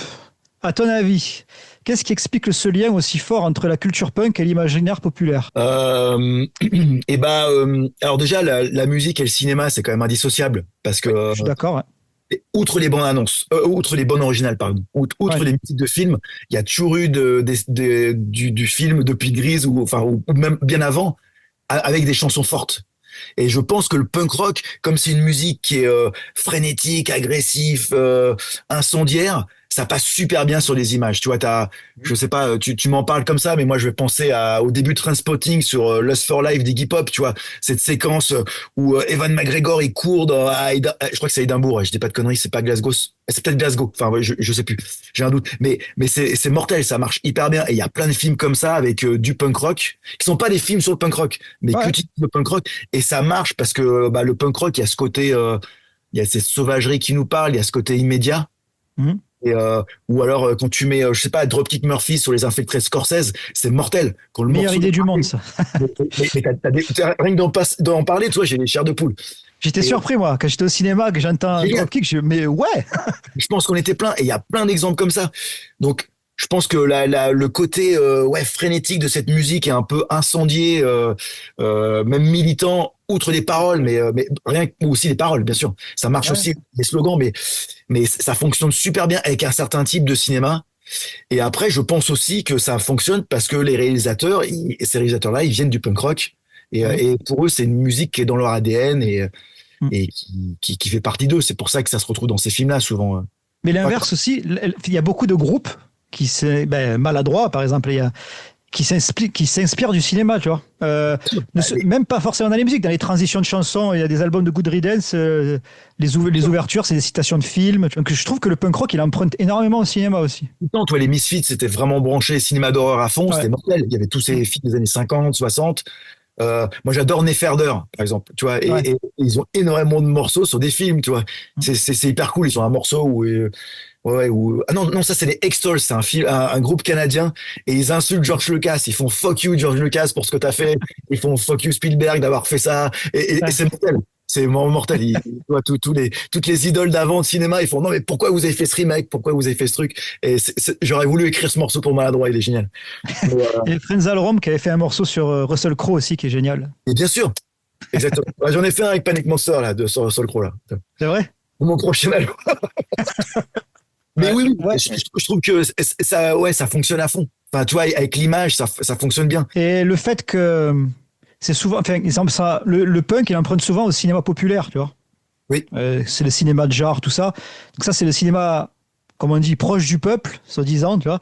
Donc c'est normal. Enfin, je trouve que c'est normal que le punk s'en empare. et bien sûr. Et puis, il y a un moment, justement, il y avait du punk rock dans ces films d'horreur. Il y avait soit du punk rock, soit du métal, parce que c'était vraiment un cinéma indépendant qui était mal jugé par les médias, en fait. Tu vois, tous les films de Wes Craven, quand ils sortaient à l'époque, les Freddy Krueger, enfin, surtout tous les films d'après, ils avaient toujours des mauvaises critiques. Ouais. Mais il y avait toute une frange de gens qui allaient les voir. C'était souvent d'ailleurs des fans de métal et de punk rock, en fait. Ouais. Donc c'était la scène un peu indé, si j'ose dire, avec quelques millions de dollars quand même, mais et, un peu débrouille du cinéma qui se retrouvait avec ce côté musical-là. Et puis après, c'est pareil, tu vois, comme le punk rock a explosé avec Green Day, tout ça, le cinéma d'horreur aussi a explosé. Ouais. C'est un cinéma qui est Et, très lucratif, dans les années 80-90, il y avait toujours des punks ou des métalleux dans les films d'horreur, hein. tout le temps. Alors Tout le c'était un temps. peu le cliché. T'avais Ouais. dans le scooter, t'as les mecs avec la crête. Enfin, Ouais. je pense que c'est Mad Max qui a amené ça, tu vois. Tu vois, Ouais. si tu me demandais, par exemple, si on voulait parler de films de punk rock, mais qui parlent pas de punk rock, tu penses à Mad Max 2. Tu vois, Ouais. finalement, Exactement. tout le look que les mecs en Angleterre, ils allaient avoir cette seconde phase un peu punk rock Mm. après le truc de 77. Mm. Tu vois, tous les C'est trucs vrai. ce look, en fait, finalement, c'est George Miller qui leur a C'est vrai. inspiré. Putain, c'est vraiment un cinéma punk rock, tu vois, sans Ouais. avoir de punk rock dans la musique. Ouais. Tu vois, je trouve que les Mad Max, c'est complètement fou, quoi.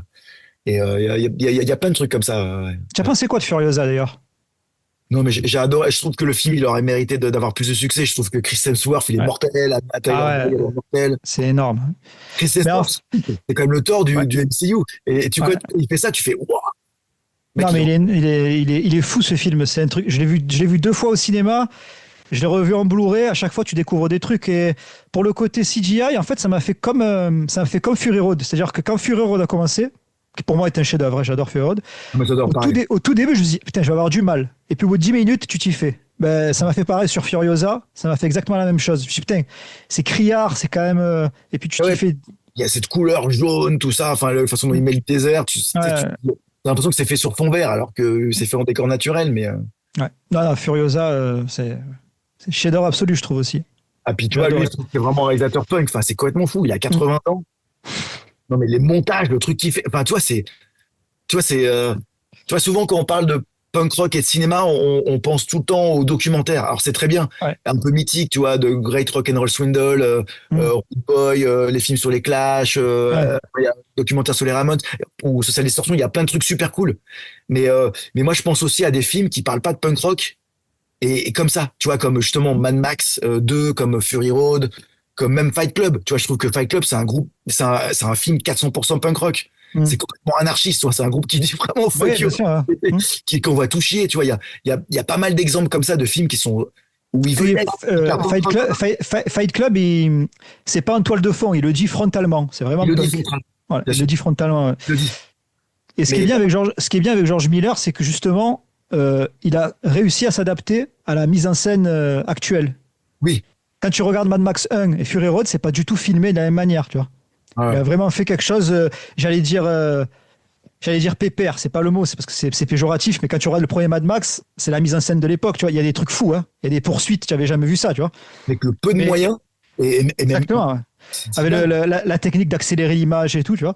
c'est Mais je fou. trouve qu'il a réussi à s'adapter avec un plus gros budget, à faire un truc. Tu montres ça à un gamin d'aujourd'hui, jamais il va te dire c'est un film de vieux, tu vois.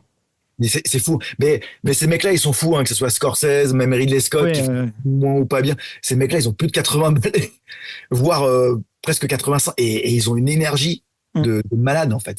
Bah, du coup, tu as grillé ma prochaine question. Ah merde. C'est pas grave, parce que tu as dû t'en rappeler. Y a-t-il des films que tu trouves punk dans l'esprit, mais qui ne parlent pas de punk directement? Ah bah oui. Et bah tu vois, Et bah Fight Club, enfin Mad Max Voilà. 2 ou Fury Road complètement.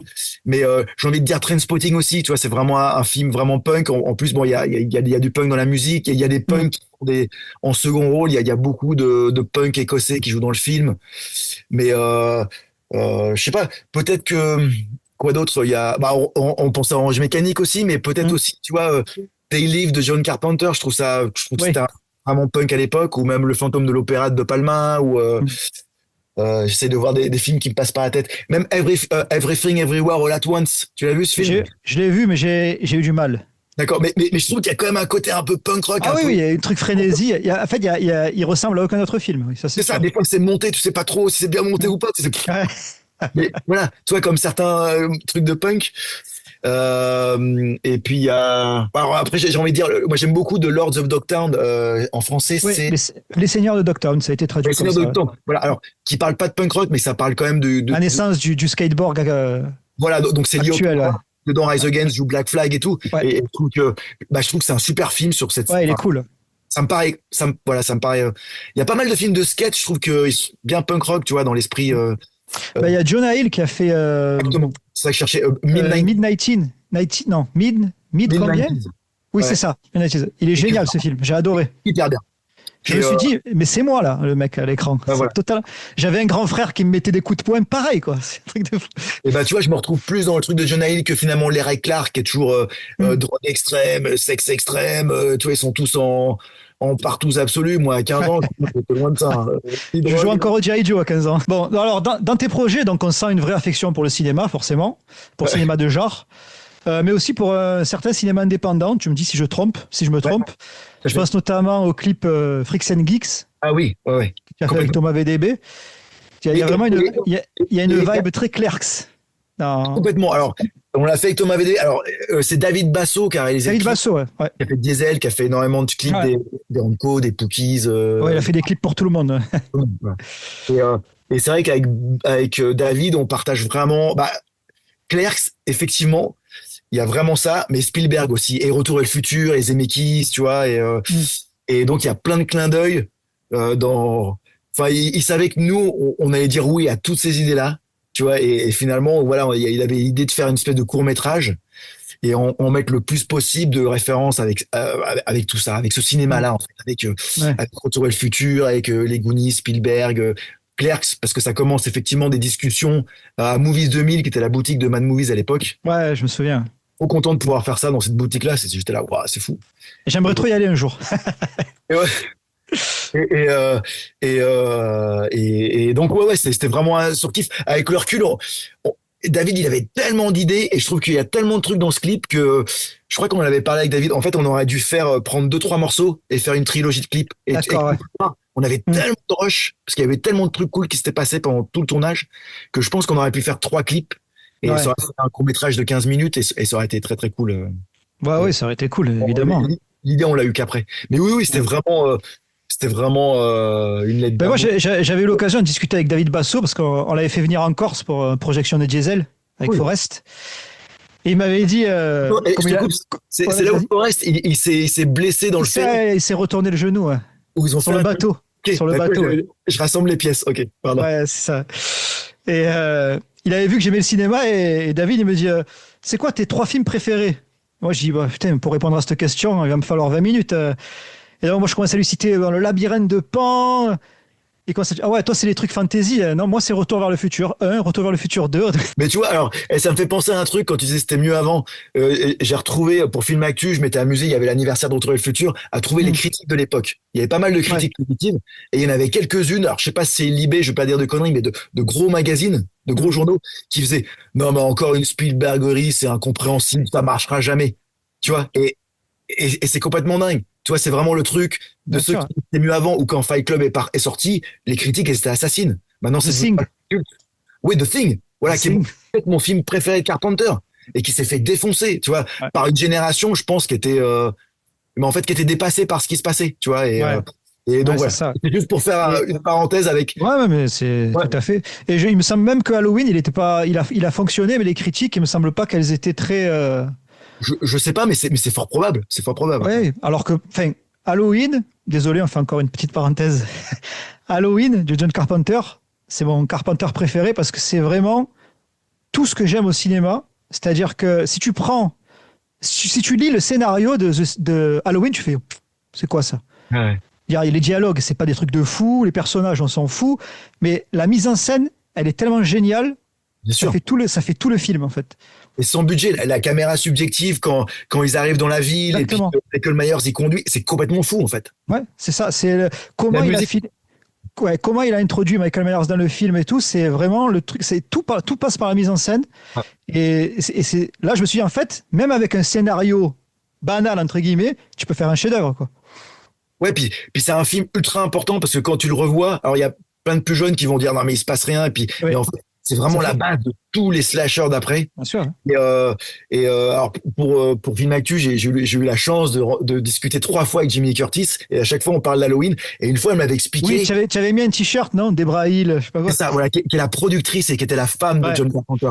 Et, ouais. et Jimmy Curtis, quand elle a fait ça, elle s'est baissée comme ça, elle m'a fait, ouais, mais tout ce que tu veux, je te l'offre. Et elle expliquait que cette femme, elle avait eu un rôle important parce que John Carpenter, il arrive avec son scénario, c'était un slasher, Michael Myers, il va poursuivre des filles avec forte poitrine qui vont courir, tu vois, avec des t-shirts mouillés. Et Ouais. en fait, il y avait plein de dialogues de filles entre elles et Debra Hill, elle était là, John, Carpenter, il disait, mais les filles, elles parlent pas comme ça. Tu peux pas faire ça, John. Et du coup, ils ont réécrit les scénarios. Et Mm. quand tu revois le film, il y a une scène où elle rentre de l'école, elle parle de règles, elle parle de premiers amours. Et Ouais. Jamie Curtis disait, mais ça n'existait pas à l'époque, ça. Non, ouais, Surtout bien dans un sûr. slasher. Mm. Et du coup, ça a donné de la consistance à son personnage. Et elle dit, bah, ça m'a offert après une carrière. Sinon, j'aurais été dans un slasher bête et méchant. J'aurais été Ouais. la grande nana, un peu, Mm. tu vois, bimbo, enfin, californienne. Et qu'en fait, elle dit voilà qu'elle était extrêmement redevable à Debra Hill pour ça. Et Mm. je pense que John Carpenter l'est aussi. Du coup, ça a donné une consistance à son cinéma qui était pas juste un slasher bête et méchant, comme tous ces films d'après en fait, qui ont toujours un contexte politique ou un sous-texte qui sont toujours ultra intéressants quoi. Mais il y a plein de films comme ça où à la base le scénario, mais pas, Robocop, à la base le scénario c'était une série B vraiment ras des pâquerettes. Mais bien sûr, et Paul Verhoeven, tu vois, Paul par Verhoeven, exemple, il a réussi à en sortir quelque chose d'incroyable, quoi. mais tous ces films, Starship Troopers, c'est Oui, vraiment oui, bien sûr. l'exemple Oui, suprême. Tu vois, oui, mais c'est pareil, c'est un cinéaste que j'adore. oui, Genre, Verhoeven aussi, c'est un de mes réalisateurs préférés. Il y a quand même des gens qui pensaient que c'était premier degré Starship Trooper quand il est sorti, hein. je sais, et c'est fou, hein. Moi, je Ouais, comprenais pas à l'époque. Je, en plus, il prend que des acteurs de soap opéra, de feuilletons de merde. c'est Et, ça. et- et- et Avec des gueules d'ange et tout, ouais. c'était génial. Non, franchement, c'est. Ouais. J'avais même pas fini ma question, excuse-moi. Donc on sent la vibe Clerks à la Kevin Smith dans Freaks and Geeks. Est-ce que tu vois un parallèle entre ce cinéma-là, ce cinéma indépendant un peu fauché, fait avec les moyens du bord, et le côté un peu débrouille du punk rock? Complètement. Complètement, parce que. Alors, dans une certaine mesure, parce que nous, côté fauché du punk rock, on est vraiment fauché. On fait des disques chez nous ou avec des potes. On Hmm. a des petits budgets. Un film, même s'ils ont t'as un micro-budget, il te faut quand même un peu plus de sous. Oui, bien Mais sûr, évidemment. Oui. mais tu vois, il y a énormément de films d'horreur ou de films indie. Ils sont vraiment faits avec peu de moyens, que de la débrouille. Tu prends, enfin, si on revient dans les histoires, Evil Dead, ça a été fait quoi en 2, 3, 4 ans parce qu'en fait, ils avaient pas de sous et puis ils filmaient bout par bout les trucs. Il y a énormément de films qui se font comme ça pour des premiers films de réal Oui, le comme premier Peter Jackson aussi, ouais. Bad Taste, exactement. C'est vraiment le même truc. Et il y a énormément de films comme ça qui se font et toujours de films qui se font un peu complètement des merdes côté DIY, même s'il y a plus de Hmm. sous et qu'il te faut une équipe pour faire un film. Alors que le Ouais, bien punk sûr. du groupe et puis ton pote qui s'est enregistré un petit peu. Oui, ça demande pas les mêmes budgets, ça c'est clair. Voilà, ça ne demande pas les mêmes budgets, mais je pense qu'il y a la même passion et le même engagement. Bah, personne ne veut produire mon truc, et bah, je vais le faire moi-même. Hmm. Il y a ce côté-là. Peter Jackson, c'était clairement ça. Et il y a plein de films encore comme ça, ouais. Ouais. Ben, moi, le rapprochement que je fais, que j'aime bien, c'est surtout le côté brouillon où tu ressors un charme en fait. Tu vois, par exemple, Clerks, c'est le premier Clerks, tu vois, des fois il y a des raccords qui sont pas très beaux, mais ça fait partie du charme du film, tu vois. Il y a des trucs qui servent à rien, tu peux les virer, je veux dire, c'est pas grave, c'est dedans, ça fait partie de son charme. Et le punk, c'est ça aussi. C'est ce côté accessible en fait qui me plaît, tu vois. Parce que moi, quand la première fois que j'ai vu Clerks, j'ai eu envie de faire un film. Je dis, ah ok, donc j'ai envie d'écrire un scénario, j'ai envie de faire ça, tu vois. Et tu vois, je trouve que Kevin Smith, c'est un super exemple parce que alors je sais pas où il en est, mais pendant un certain temps, il est sorti d'Hollywood parce qu'il n'arrivait Ouais, plus à faire financer ses films. Par exemple, Clerks 3, que j'ai pas vu, mais j'aimerais bien voir. j'ai Il pas a vu non plus. Non. financé lui-même Ouais, et après, il a pas voulu bosser avec les systèmes de distrib parce qu'il s'attendait pas à tout ça. En fait, il a fait comme les groupes de punk rock. Il a fait une tournée américaine. Mhm. Il présentait des films tous les soirs. Il vendait ses DVD, tout ça. Il faisait des projections comme ça. D'accord. Comme nous, on fait on fait nos Ouais. concerts, on propose nos disques après, et tu peux trouver nos disques, c'est souvent sur les stands, et t'as du mal à les trouver ailleurs. Et Kevin Smith, il a fait ce truc punk rock là, c'est vraiment ça. Et tous ces films là, ils sont faits avec des bouts de ficelle. C'est peut-être pas ses meilleurs qu'il fait maintenant, mais Mhm. par contre, il continue avec les budgets qu'il peut avoir en se finançant lui-même, en bricolant, et après, il propose ses films lui-même. Voilà, il fait des tournées mondiales. Ouais. Ouais. Bah, j'ai pas suivi ces derniers films, là. J'ai pas eu l'occasion de les voir. Et on parlait de films punk rock comme ça, je pense aussi à Terrifier, tu vois, cette série de films. Ouais. Le premier, il est fait sans budget, il le fait lui-même. En plus, ils sont fans de punk rock. C'est des vrais fans de punk rock, eux deux, C'est hein. du gros splatter, hein. Et c'est complètement punk rock, qu'on aime ou qu'on Ouais, aime bien pas. sûr. Et le truc a fonctionné, mais au-delà de ce qu'ils pouvaient imaginer. C'est un film qui aurait dû rester, mais je sais même pas, que dans les festivals indés. Enfin, Ouais, tu vois, bien sûr. Hein. pris le pas. Le 2 il a explosé en salle. Le 3 c'est Mm. incroyable qu'un tel film avec un tel budget, il a autant un tel succès. Je trouve, pour moi, il y a une approche complètement punk rock, quoi. On Mais repousse surtout les qu'il fait tout lui. il fait tout lui, il fait les effets spéciaux, il fait Les tout. effets spéciaux, la réal, tout. Il fait tout. Ouais. Et c'est quand même fou. Moi, tu vois, je l'ai vu sur grand écran. On en voit plein de films comme ça, mais revoir un film comme ça sur grand écran, je te dis, même si t'en as vu, tu fais, ah, ça fait Ouais. mal. J'ai vu le 3 sur grand écran. C'est dur, hein, des fois. J'avoue que la scène d'ouverture avec le gamin, j'étais Ah pas ouais. bien. J'étais pas bien. Mais je trouve ça J'étais bien pas bien. qu'il y ait un mec qui fasse un Tu vois, il y en a plein d'anciens qui font, non, mais on l'a déjà vu, ça c'est bon, il fait ça. Mais c'est cool qu'il y ait un mec comme ça qui refasse ça maintenant, tu vois. Ouais, Et, non, mais l'argument de l'on déjà vu, j'ai du mal. Je veux dire, et pourquoi à l'époque, on adorait Vendredi 13-8. Bon, c'était le même film et on adorait, bien quoi. On sûr. s'en fout. Et ça a toujours été nul, Vendredi 13. Mais on les aime, les Ben films. oui, ben bien sûr, évidemment. Ça n'a jamais été Halloween, tu vois. Il y a jamais eu un Non, John non. Carpenter derrière, il n'y a pas eu, ou il n'y a pas eu un Toby Hooper comme Massacre en tronçonneuse. Mm. Ouais, Vendredi 13, il y a toujours eu des mecs Ouais, bien sûr. qui avaient du mal à faire des films. Mais ça reste génial. Le concept est mortel, et bien sûr. Je pense j'ai posé toutes les questions sur le parallèle punk cinéma. Est-ce que tu voudrais rajouter quelque chose avant qu'on passe sur le punk rock mag? Ou ça va? Non, Ah non, j'en ai oublié une. Ah, Est-ce que tu as déjà interviewé des acteurs ou des réalisateurs qui étaient fans de punk bien sûr. Bah, tu vois, dans ton boulot? on parlait de Terrifier. En fait, à la sortie de Terrifier 3, c'est cool. J'étais le seul en France à faire l'interview de David. Attends, comment il s'appelle? David Horton. Merde. L'acteur? David Howard Horton. C'est lui qui fait L'acteur, ouais. Le Arc le clown. clown. Ouais. Et du coup, Je l'ai vu l'interview, ouais, elle est bien. et c'était mortel parce que tu vois, j'avais un zoom comme ça. On m'a dit t'as 15 minutes. Non mais le mec il était tellement content. Je vais parler de punk rock. On a parlé. C'est moi qui ai dû dire à la fin. Excuse-moi, faut qu'on arrête mon zoom là. Il me reste 2 minutes. Et c'était mortel. Donc lui, c'est un vrai fan de punk rock et le réalisateur aussi. Mm. Mais sinon, j'ai fait Danny Boyle récemment que j'ai refait. C'est Ouais. vraiment un fan de punk rock et on a parlé de punk rock et je vais parler de l'impact du punk rock sur son cinéma. Mm. Et c'était pour Allociné. Je fais une émission qui s'appelle Grand Écran et j'aime bien offrir un cadeau. Et du coup, je vais acheter un vinyle des Berus. Ouais. Et j'ai eu un vinyle des Shérifs que Cult Kicking m'a gentiment donné. Mm. Et du coup, je lui dis, bah voilà, c'est un peu No Clash et No Ramones. Les Berus, c'est un peu les descendants des Clash dans le sens où c'est politisé, c'est engagé, c'est un groupe qui essayait de faire plein de trucs à l'époque, qui a fait bouger beaucoup de choses. Et les Shérifs, c'est les Ramones. Voilà. Et du coup, il était hyper content. On a énormément parlé de punk et c'était trop cool. Et Josh Brolin aussi, l'acteur Josh Brolin Ouais. des Goonies, tout ça. Il a grandi dans la scène skate un peu loupard de Pour les Californie. plus jeunes, c'est Thanos dans Avenger.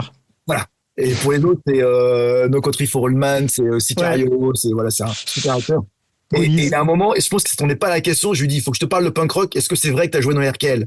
Et là, il était là, qu'on parle de ça, c'était une promo pour Dune, et le mec, ça lui a méga plu. Et il m'a Ouais. dit, non, mais c'était mes potes, on était dans les Sycorates, c'était une bande de gangs, de skateurs de l'époque. Ouais. Et moi, j'étais batteur, mais ils m'ont viré avant de faire RKL, et tant mieux parce que j'étais nul et que le Ouais. batteur de RKL, c'était un autre niveau. Ouais. Et donc voilà. Donc il y en a quelques-uns comme ça. Il y a qui d'autre en tête En France, il y a Pio Marmaille, qui est D'accord. Ok. Pio Marmaille, qui est très fan de punk rock, qui a un tatouage Black Flag, qui a plein de tatous un peu punk Ah rock, ouais? Ah, je savais pas. et qui est très fan de logistique. On le croit souvent à Paris quand logistique joue. Ouais. Et il avait fait un label sur Saint-Étienne dans les années 2000 ou 90, je sais pas trop. Il avait sorti des groupes comme Vomit, Fro Break Fresh, des groupes des Grind, tout ça. Il y a Nicolas de Vauchel en France qui est très fan de metalcore. C'est plus du metalcore. Ouais. tatoués, qui jouaient dans des groupes, tout ça. Donc il y en a, j'essaie de voir si j'ai des trucs en tête, mais ouais, dans les réals, Edgar Wright, tu vois, j'ai fait Edgar Wright, Ouais. fan de punk rock, tu vois. Ouais, mais lui, Même c'est comme Tarantino, il aime tout, lui. pour l'anecdote, bah, je parle beaucoup, hein, mais Il pour, s'est fait pour, court. pour l'anecdote, Patty Jenkins qui a fait Wonder Woman 1 et 2. Ouais. Pas Hmm. des films que je revendique, hein. Hmm. Mais, mais cette fille-là, Patty Jenkins, dans Wonder Woman 1984, je crois qu'il y a un moment, il y a un poster Minor Threat. Et il y Hmm. a un t-shirt des Cro-Mags. Et du coup, elle s'était pris plein de trucs sur les réseaux sociaux, tous les punks. Ouais, pourquoi elle fait ça? Puis en plus, l'album de Cro-Mags, il était pas en 84, c'était 86, tu vois. Et en fait, il s'avère qu'elle est pote avec ces mecs-là, qu'elle a grandi avec cette scène-là, et qu'elle a grandi dans la scène punk de DC et de New York, et qu'elle a fait les premiers clips d'un groupe qui s'appelle Leeway, qui est un groupe new-yorkais de hardcore que j'aimais beaucoup à l'époque. Donc, elle a vraiment grandi dans cette scène. Et en fait, c'est ses potes, le chanteur des Cro-Mags, ils lui ont envoyé un t-shirt pour son film et il l'a défendu. Donc, Ouais. tout ça pour dire qu'il y a énormément de gens, on n'y pense pas, mais des ricains qui ont entre 40, 50 ans, 60 ans, et ils ont grandi dans ces Ouais. scènes-là, en fait. Dans ces scènes alternatives de cinéma qui étaient liées au punk rock ou au métal. Quand t'es ricain, le rock était omniprésent. C'est vrai que ça nous fait bizarre, nous, on comprend pas. On a Michel Gondry, tu vois, il a grandi avec les Ludwig, tout ça, tous ces groupes. Hmm. On a mine de rien, on a des réalisateurs qui viennent du punk rock, tu vois. Gondry, c'est l'artisanat, c'est vraiment le DIY punk rock, quoi. Alternatif français, tu vois. Grave, ouais, bien sûr. Mais voilà. Mais oui, il y en a régulièrement. J'essaie de me renseigner quand il y a des mecs qui aiment le punk rock pour mettre un t-shirt, peut-être en adéquation. Ouais, normal. Ouais. Pour créer un truc, Un tout petit truc. Joe Brolin, je savais qu'il venait de cette scène-là Hmm. et que ses potes, maintenant c'est toujours les Red Hot. Il y a plein de mecs de punk rock, c'est ses potes en fait. Ok, bah écoute, c'est cool. Punk Rock Mag, c'est parti. Punk T'as Mag. encore du temps? Oui, oui, moi j'ai le temps, hein. Oui. Donc, Punk Rock Mag. Alors, déjà, toi, tu étais à la naissance de ce magazine. Hein. Tu Non. n'es pas arrivé en cours. Non, tu es arrivé en cours? Parce qu'il me semble qu'à la base, c'était des hors-séries Rock Mag, c'est ça? Non, alors Rocksand. Oh là là, Rock Mag, attention. Rock Sound, oui, pardon. Le concurrent. Non, Rock non. Mag, c'était le concurrent, oui. Ouais, et Rock puis je crois que Sound. c'est arrivé après Rock Mag, je sais pas trop. T'es arrivé après, ouais. Je crois que c'est vraiment les années 2000. Rocksand, ça. Moi, dans les années 90, je bossais pour un magazine qui s'appelait Rage à l'époque. Ouais. Et quand ils ont commencé les hors-séries punk rock, c'est peut-être 98. Je crois que c'était peut-être avec NoFX le premier numéro. Et au tout début, c'était des hors-séries. Voilà. Il y avait Voilà. Rocksand qui marchait bien. Et Ça, ils je me faisaient souviens. hors-série no metal, hors-série filles, hors-série. Il y avait plein d'hors-séries. Mhm. Peut-être même. Et notamment hors-série punk rock. Et je crois que même que dans le premier hors-série punk rock, si je dis pas de bêtises, je sais même pas si Frank Fréjnik il fait beaucoup de trucs dedans. D'accord. Mais après, comme Frank Fréjnik bossait pour cet éditeur-là, ils connaissaient son parcours. Franck, il vient de Saint-Étienne, il a fait un label là-bas. Enfin voilà, il vient vraiment de la scène punk rock. Il avait un fanzine qui s'appelle Violence, qui était très influent en France sur la scène punk rock. Il a fait Bonanza, un label qui s'appelle Bonanza. Il faisait les pochettes de Six Pack de tous les groupes de Saint-Étienne, Ouais. tout ça. Et comme il s'est retrouvé à bosser pour Roxanne, tout ça, peut-être à partir, je veux pas dire de bêtises, mais voilà, il a récupéré finalement la responsabilité de ce hors-série-là. Mhm. Et après les années 2000, moi je suis arrivé en 2000 à Roxanne, donc à Ouais. Punk Rock. Mhm. Et le magazine, ce hors-série est devenu un magazine à part entière. Mais c'est un peu un truc, si je dis pas de conneries, c'est un truc d'éditeur. Je crois qu'un magazine a pas le droit de sortir plus de 18 titres dans l'année. C'est-à-dire que, tu vois, Oh, Roxanne, ouais. il y avait 12 numéros par an, il y avait, avec tous leurs séries, ça dépassait le quota. Mhm. Donc, ils ont préféré transformer Punk Rock en magazine à part entière. Mais c'est un truc légal, tu vois, c'est un truc de D'accord, ouais. business, voilà. Et donc, moi, j'ai travaillé à Punk Rock de 2000 jusqu'à la fin, 2018, enfin, 2000 à 2008, ça s'est fini en 2008. Et Ouais. après, on a fait un dernier numéro en 2018 pour dire au revoir selon nos propres termes. Je me souviens, je l'ai à la maison. Ouais. Avec Justine en couverture. Exactement. Hmm. Exactement. Ah, la première question, c'est là-bas, c'est comment est né ce mag? Bah, tu viens de répondre. Donc à la base, c'était des hors-série Rock Sound. En série Roxanne, ils se sont rendus compte, tu vois, que je crois que les premiers numéros, ça devait être NoFX après Tate Offspring, que ça vendait hyper bien. Et ils se sont Ouais. rendus compte, parce que à la tête de Roxanne, alors il y avait le rédacteur en chef, Yves Bongarçon, qui était vraiment dans la musique, mais Hmm. sinon les autres qui validaient tout, tu vois, ils se rendaient pas compte de Ouais. l'impact du punk rock, surtout en France. Et je pense que tout le monde a été surpris que ça marche aussi bien d'ailleurs, parce que ça restait quand même des trucs de niche. Tu vois, nous, on Ah a oui, bien sûr. c'est les Beatles. Mais moi, je suis curieux de savoir combien de disques ils vendaient à l'époque. Et même maintenant, je sais même pas combien de disques ils vendent en France. Enfin, tu vois, Tu vois. Donc voilà, on a une réalité qui est pas la réalité, la vraie réalité avec ce qu'on écoute. Même si C'est vrai. NoFX, c'est les Beatles, tu vois. En France, c'est pas les Beatles, ça, ils passent pas trop à la radio. Non, pas du tout. Ouais, non, c'est vrai, c'est vrai. Donc, il y avait combien de personnes derrière ce magazine? Et ben, écoute, il y avait Franck qui était rédacteur en chef. Alors, pendant pas mal, parce que ça a beaucoup switché, en fait, on s'est fait racheter par les éditeurs, à chaque fois, ça a changé. Hmm. Mais au début, je veux dire, entre 2000 et 2006, il y avait Franck, moi j'ai travaillé, il y avait Patrick Aour, Thomas VDB, il y avait Patrick Tadfoulous. En fait, on devait être peut-être, j'ai envie de dire 7, 8, mais tout le monde n'était pas salarié. Tu vois, il y avait quelques salariés qui bossaient à Roxand, donc qui bossaient à Punk Rock en plus de Roxand, parce Hmm. que le truc phare, ce qui nous permettait de manger, c'était Roxand. Tu Oui. vois, je crois que Punk Rock, c'était tous les 3 mois ou 3, 4 mois ou un truc comme ça. Et après, il y avait des pigistes. Voilà, il y avait un budget pige. Hmm.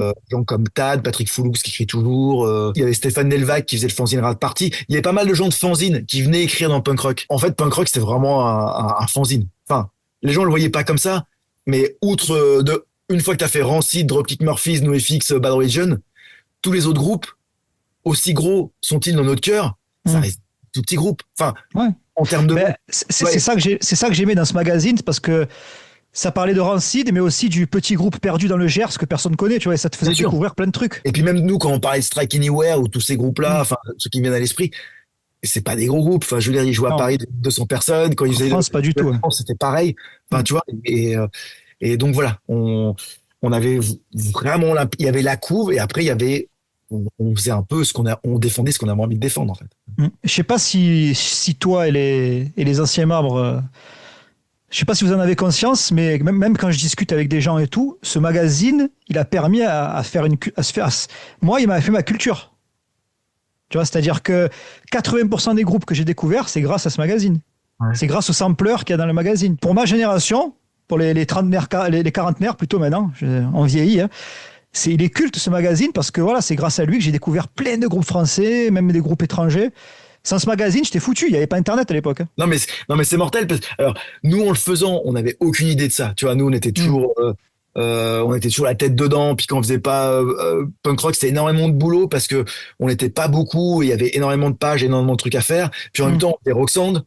Donc tu vois, donc Ouais, ouais. donc on n'en avait pas conscience. Moi, j'en ai pris conscience une fois que Maladroit a commencé à exister. Donc il y avait plus punk rock et puis que j'ai commencé à faire des concerts un peu partout. Et puis du Mm. coup. Avec Maladroit, le public, vu qu'il y avait Thiel, Guerrier Poubelle et les autres ont 10 ans de moins que moi, du coup, c'est une autre génération qui faisait au concert qui venait pas forcément voir des pop clubs. Ouais. Et ces gens-là, bah, comme toi, je pense ta génération, ils m'en parlaient. Et c'est à ce moment-là que je m'en suis rendu compte. Mm. Tu vois, et des gens de mon groupe m'en parlaient. Tu vois, je m'en souviens, j'avais à un moment, pour le dernier numéro de Punk Rock en 2018, je fais une interview de Bart de Birds in Row. Ouais. Et il me dit, bah, faut que je dise, moi, j'ai découvert tout, c'est vraiment punk rock. Et puis, ça m'a fait plaisir parce qu'après, il m'a dit, puis c'est vraiment des groupes comme les vôtres, Pookies, Dead Pop Club, Flying Mm. Donuts, quand je vous voyais jouer par chez moi et qu'en fait, eh ben, on pouvait vous parler et vous jouer dans des bars minuscules. Et je me suis rendu compte, bah, en fait, on peut faire ça de façon humaine. Bon, nous, on faisait ça à cette taille-là parce qu'on pouvait pas faire autrement.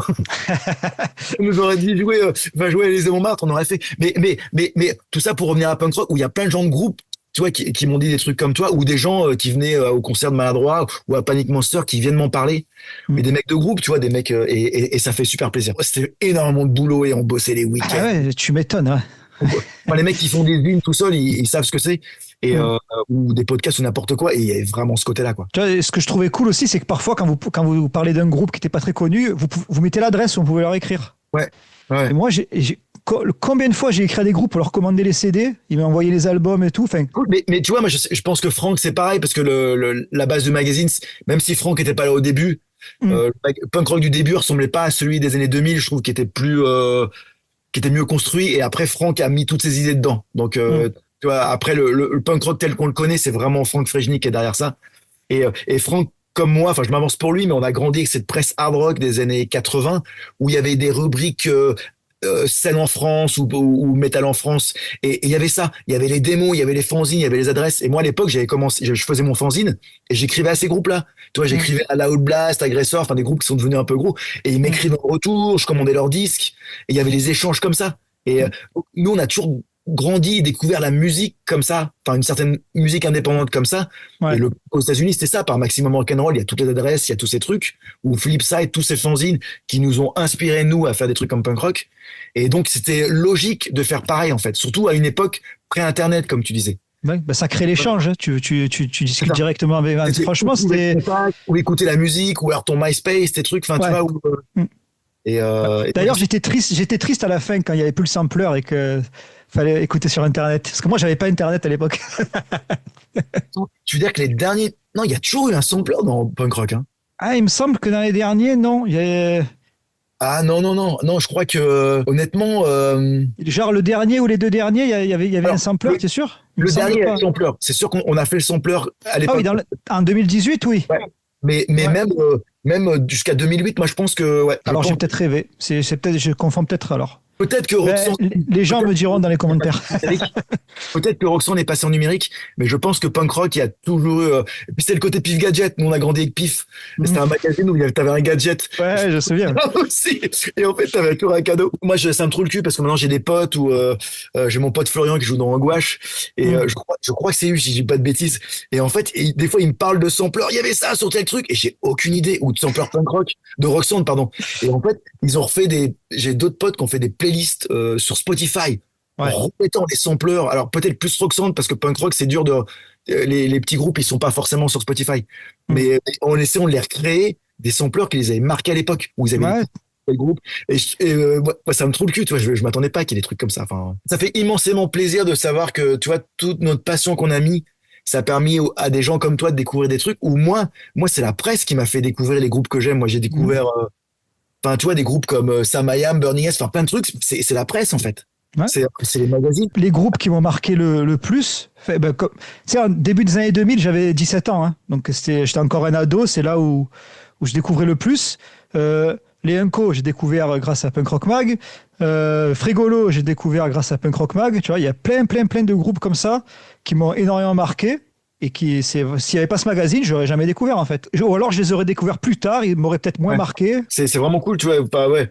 On a plein de fierté dans ce mag et puis l'idée, autant Franck que moi, c'était vraiment je pense que c'était une réaction un peu à tous ces anciens où c'était mieux avant. Et j'ai rien contre Rock and Folk et les Inrock et d'autres magazines, hein, mais c'est une autre génération où c'était toujours mieux avant. Le punk rock, c'est toujours les Clash, Metal Urbain, machin. Alors, c'est des bons groupes, mais nous, on était là. C'est pas ma génération, c'est pas ma musique.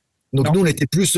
Je m'en souviens, on avait fait un numéro pour les 40 ans de punk rock, pas de magazine, du punk. du punk, ouais. Et au lieu de mettre Sex Pistols ou Clash en couve, qui sont des groupes qu'on aime, tu vois, qu'on aime beaucoup, Ouais. et ben on a préféré parler de Black Flag, on a préféré parler de Black Flag, de Circle Jerks, de Skirdo, de Dead Kennedys, de Bad Religion, de ce punk rock là qui est complètement euh, ignoré par les médias en France Ouais. et finalement qui sont la base, la vraie base de notre culture à nous. Tu vois, Mm. des groupes qu'on aime aujourd'hui. Et pour nous, c'était important parce qu'en plus, c'est des groupes qu'on formaté le punk rock tel qu'on le connaît aux États-Unis, tu vois, Black Flag, ou même les Ramones. Enfin, c'est les premiers groupes qui ont tourné les US comme ça de façon inlassable et qui ont donné envie à d'autres groupes de se créer, à des labels de se créer et à des assos de se monter. C'est eux qui ont créé des labels indés, tu vois, ni les Clash ni les Pistols, c'était sur des labels indés, c'était que des majors. Bien Parce que sûr. personne n'avait cette idée-là à l'époque. Tu vois, Black Flag, ils ont créé SST, Dead Kennedys, Alternative City Takers, enfin voilà. Et il y a plein d'autres exemples.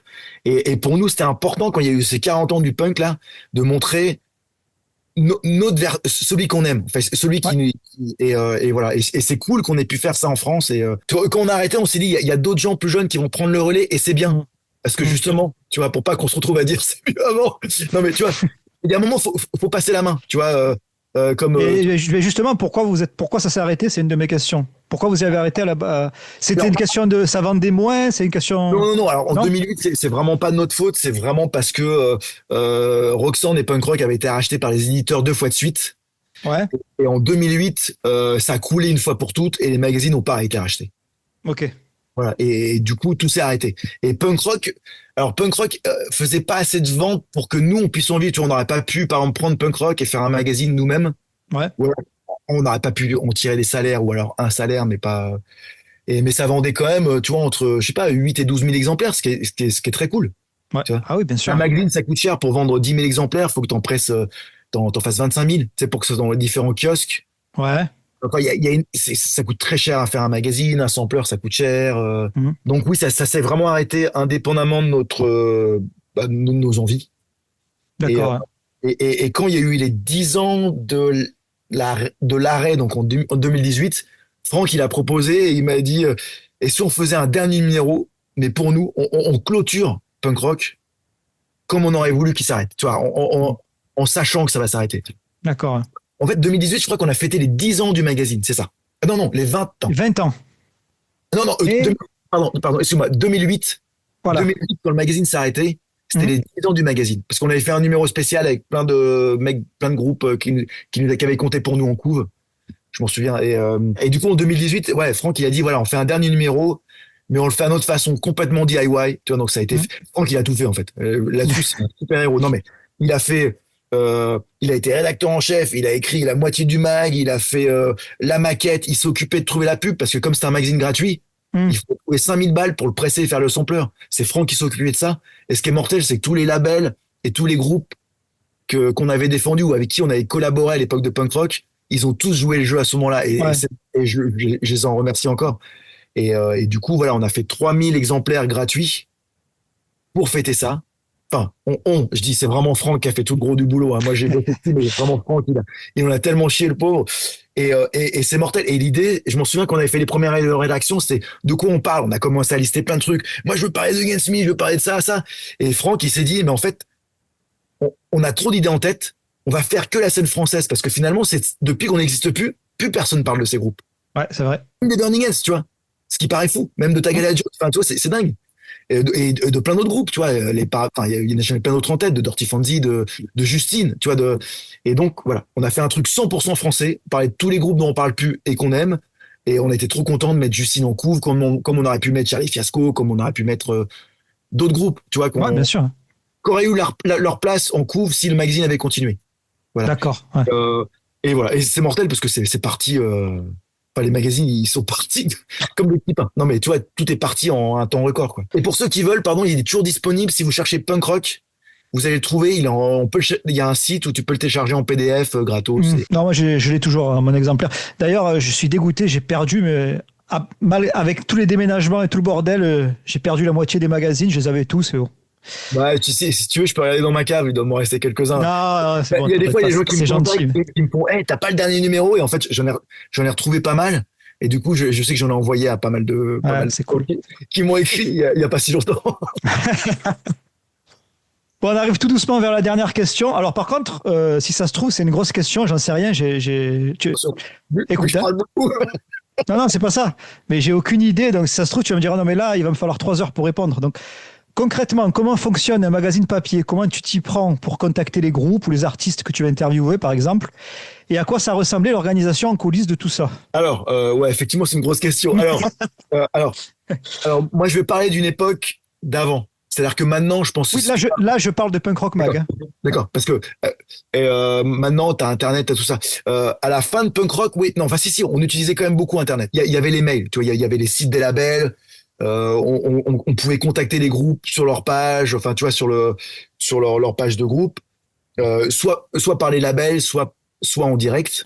Mhm. Donc alors au début c'était plus compliqué. Effectivement au début c'était les labels qui nous contactaient et c'était plus compliqué au début parce qu'il fallait récupérer des photos ou des diapos enfin, tu vois, pour faire la charte graphique, c'était beaucoup plus compliqué. Et une fois Mhm. qu'Internet est arrivé, tout était plus simple. C'est-à-dire qu'on dépendait plus des labels en France, on pouvait contacter des groupes directement. Moi je sais que le jour où on a fait Diallo Biafra en couve, je m'en souviens, bah, j'avais appelé directement Alternative Tentacles D'accord. pour essayer d'expliquer qui on était et essayer de joindre Dio Biafra un jour par Mhm. téléphone. Ouais. Et Parce que je me souviens d'une interview de Rancid. ouais, Au début de l'interview, je sais pas qui avait fait l'interview. Donc le rédacteur disait justement qu'ils étaient un peu méfiants. ouais, Ils aimaient pas trop parler à la presse et quand vous leur avez montré la couve du numéro d'avant avec Dropkick Murphys, ça les avait mis alors je en pense que confiance. c'était peut-être. Alors on a fait plusieurs couvrants en Cid, mais il y en a une que j'ai fait moi et je m'en souviens, ils étaient à l'Élysée-Montmartre Hmm. et c'était après sa séparation avec Brody Dell. Ouais, Donc tu vois, il y avait un truc où Tim Armstrong, il était un peu et il était vachement protégé par les autres. Surtout que comme c'est des ricains, il y avait Rancid, c'est un gros groupe, donc je pense qu'il y a plein de trucs people aux US. ouais. Il n'y a pas en France, tout le monde, tu vois, nous n'est pas comme ça. Mais je m'en souviens, on avait dû montrer pour faire Tim Armstrong on couvre le magazine. Moi, je m'en souviens, j'avais montré et c'était fou parce qu'on était dans une loge et t'avais Tim Armstrong devant moi sur un siège et t'avais Lars Frederiksen qui était à côté, mais qui participait pas à l'interview, Ouais. mais qui était là, style, je suis le bodyguard de mon Ouais. pote. J'avais trop- Au début, c'est intimidant parce que les deux mecs qui te regardent comme ça. Après, ils sont très vite détendus, tu vois, ils ont vu que, bah voilà, Oui, c'était cool, quoi. on parlait de musique et tu vois. Mais, mais j'ai trouvé ça hyper touchant. Tu vois, que Lars Frederiksen, il est là, non, mais je suis là, moi, je surveille, quoi. Si tu dis une connerie, mec, je te déboîte. Tu vois, moi, j'ai pas Punks tatoué là, je veux dire, je suis pas. Ouais. Mais oui, on a dû faire ça plein de fois, tu vois. Et avec Fat Mike, pareil, tu vois, souvent, il voulait pas faire l'interview sur NoFX. Hmm. Donc, on a fait plusieurs fois Fat Mike à travers Fat Rec. Il voulait bien parler de Fat Rec, mais il voulait plus parler de NoFX pendant un certain temps. Ou alors, il a voulu parler de NoFX au moment de la compile Punk Against Bush, tu vois, qu'il avait fait. Frank Gainsbourg, ouais. Ah, Rock Against Bush. Là, il était Ouais. là pour parler de ça. Mais au bout d'un moment, tu vois, il voyait les Macs, je pense qu'il reconnaissait peut-être un petit peu. Donc, en fait, Mais David Basso m'avait dit aussi, quand il faisait Diesel pour avoir Fat Mike, c'était un peu compliqué. Il était pas détendu direct. Il était assez méfiant. ouais, puis on sait tous comment il est. On a tous vu les Ouais. documentaires sur NoFX. Enfin, tu vois, on sait que soit ce jour-là, il a pris de la drogue, soit il est en vrille, Ouais, soit. ça, Voilà, on sait tous, on a tous lu le livre, on sait tous comment il est. Ce qui explique, exactement. Ouais. je pense que ça. Tu dis, OK, on organise cette interview là quand il vient, mais bon, on sait pas s'il viendra, s'il sera On là, verra, ouais. s'il sera disponible. C'est qui tout double. Pour revenir à ta question, un magazine, sa vie, bah, c'est la pub qui finance un magazine souvent. Ouais. En fait, il faut de la pub pour pouvoir presser un magazine parce que le papier, encore plus maintenant, ça coûte extrêmement cher et les ventes ne suffisent pas. Surtout pour un magazine comme Punk Rock, tu vois, qui vendait peut-être pas assez. Ouais. Roxanne, il y a un moment, ça vendait peut-être 40 000, 50 000 exemplaires, donc je pense que ça pouvait peut-être vivre par les ventes. Et encore, il y avait énormément de pubs, mais c'est vraiment pas la pub que ça vit. Et après, bah, il y a une rédaction derrière qui est là. Notre boulot, c'était ça, c'était d'écouter les disques qui sortent, d'essayer d'avoir les interviews, d'essayer de les avoir à temps pour la couverture. Des fois, t'étais là, je vais avoir telle couverture, mais tu l'as pas. Donc, t'es obligé de faire un autre truc. Tu vois, il y a plein de galères qui arrivaient comme ça. Moi, je sais que Franck est parti de punk rock. Enfin, il est parti de punk rock. En 2006, il a quitté la boîte parce qu'on a été racheté. Il a préféré partir. Du coup, c'est moi qui ai repris le poste officiel de rédacteur en chef. Tu vois, j'étais Ouais. rédacteur en chef pendant 2 ans. Mais toujours, Franck, c'était vraiment mon homme de l'ombre. C'est-à-dire qu'il était toujours là. Il faisait quand même la maquette. Sauf que, tu vois, je le payais sous un autre nom. Ouais. Mais tu vois, il était toujours là pour me seconde. Enfin voilà, il était toujours. Il y a toujours vraiment l'âme, c'était toujours lui.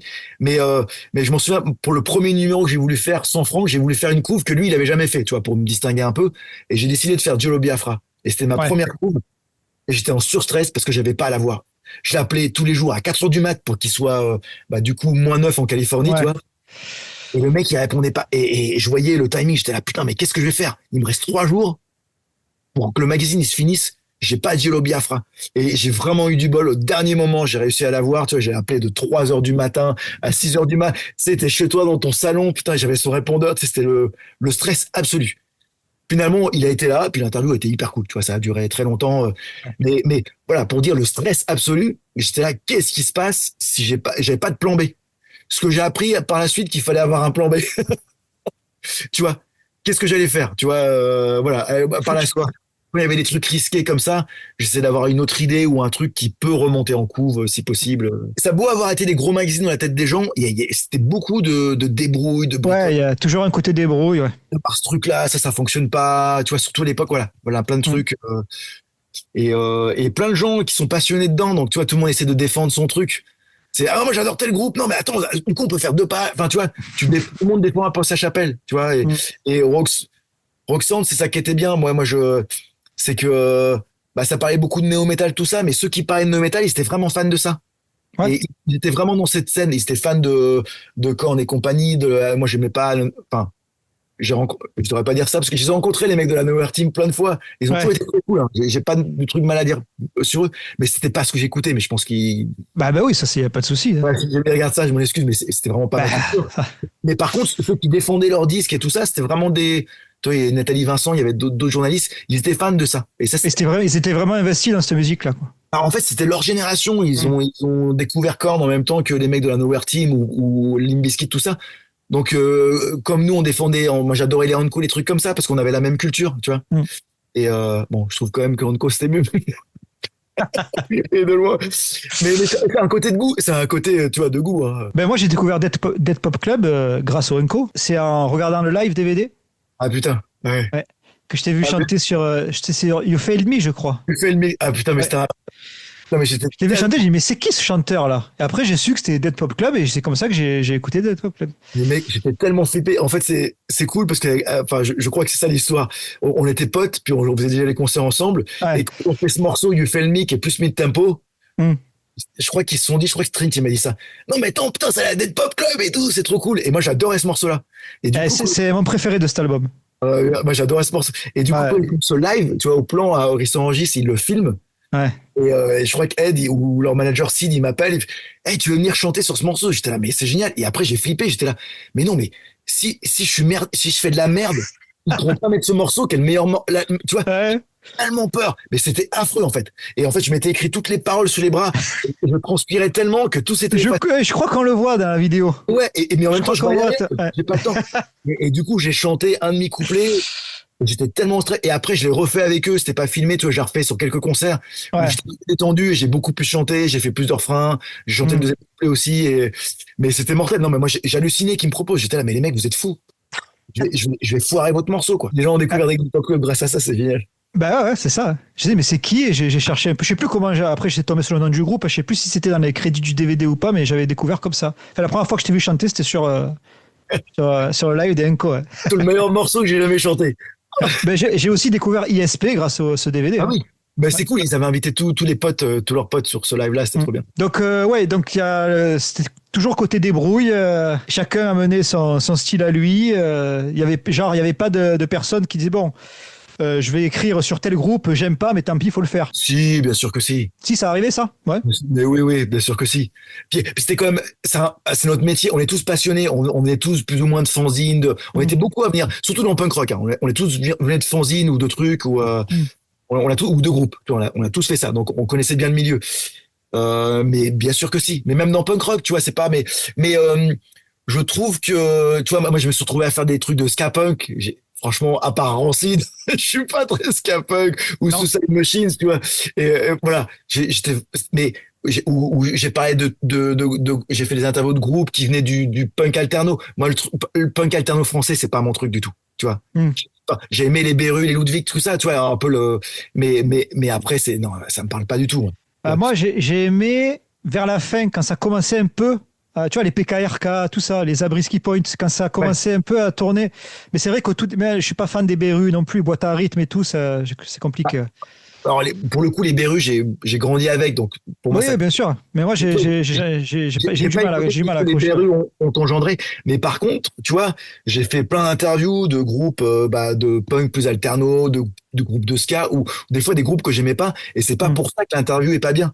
Tu vois, c'est Ouais. pas pour ça que. Et surtout pour Roxanne, je me suis retrouvé à faire les interviews de groupes de néo, par exemple, tu vois, Mm. et qui étaient cool, tu vois, avec des gens. Et je trouve qu'au bout d'un moment, notre métier aussi, mais c'est pareil. Aujourd'hui, je parle de films, je fais des interviews des fois de films. J'ai pas forcément aimé le film, des fois. Ouais. Mais c'est pas pour ça que c'est pas intéressant et que le réel, il va pas avoir Ah un. ouais, non, ça c'est sûr, bien sûr. Et, euh, et des fois, j'ai fait des interviews et j'étais là, putain, le mec, il est hyper cool, puis c'est cool ce qu'il dit. Et du coup, je vais réécouter ou je vais les voir en live. Mm. Et je fais, alors, c'est pas mon truc, mais ouais, en live, effectivement, c'est cool, tu vois. Donc oui, on s'est tous retrouvés à faire des trucs qu'on n'aimait pas parce que ça fait partie du truc, tu vois. On n'est pas juste, c'est pas un fanzine. Même si on vient du fanzine et qu'on veut avoir cette approche-là, on parle de trucs qu'on aime, mais on parle aussi de ce qui sort. C'est parler de l'actualité musicale, tu vois. Donc punk rock, c'était ça. C'était de parler du punk rock de manière aussi large que possible. Donc effectivement, il y a plein de groupes.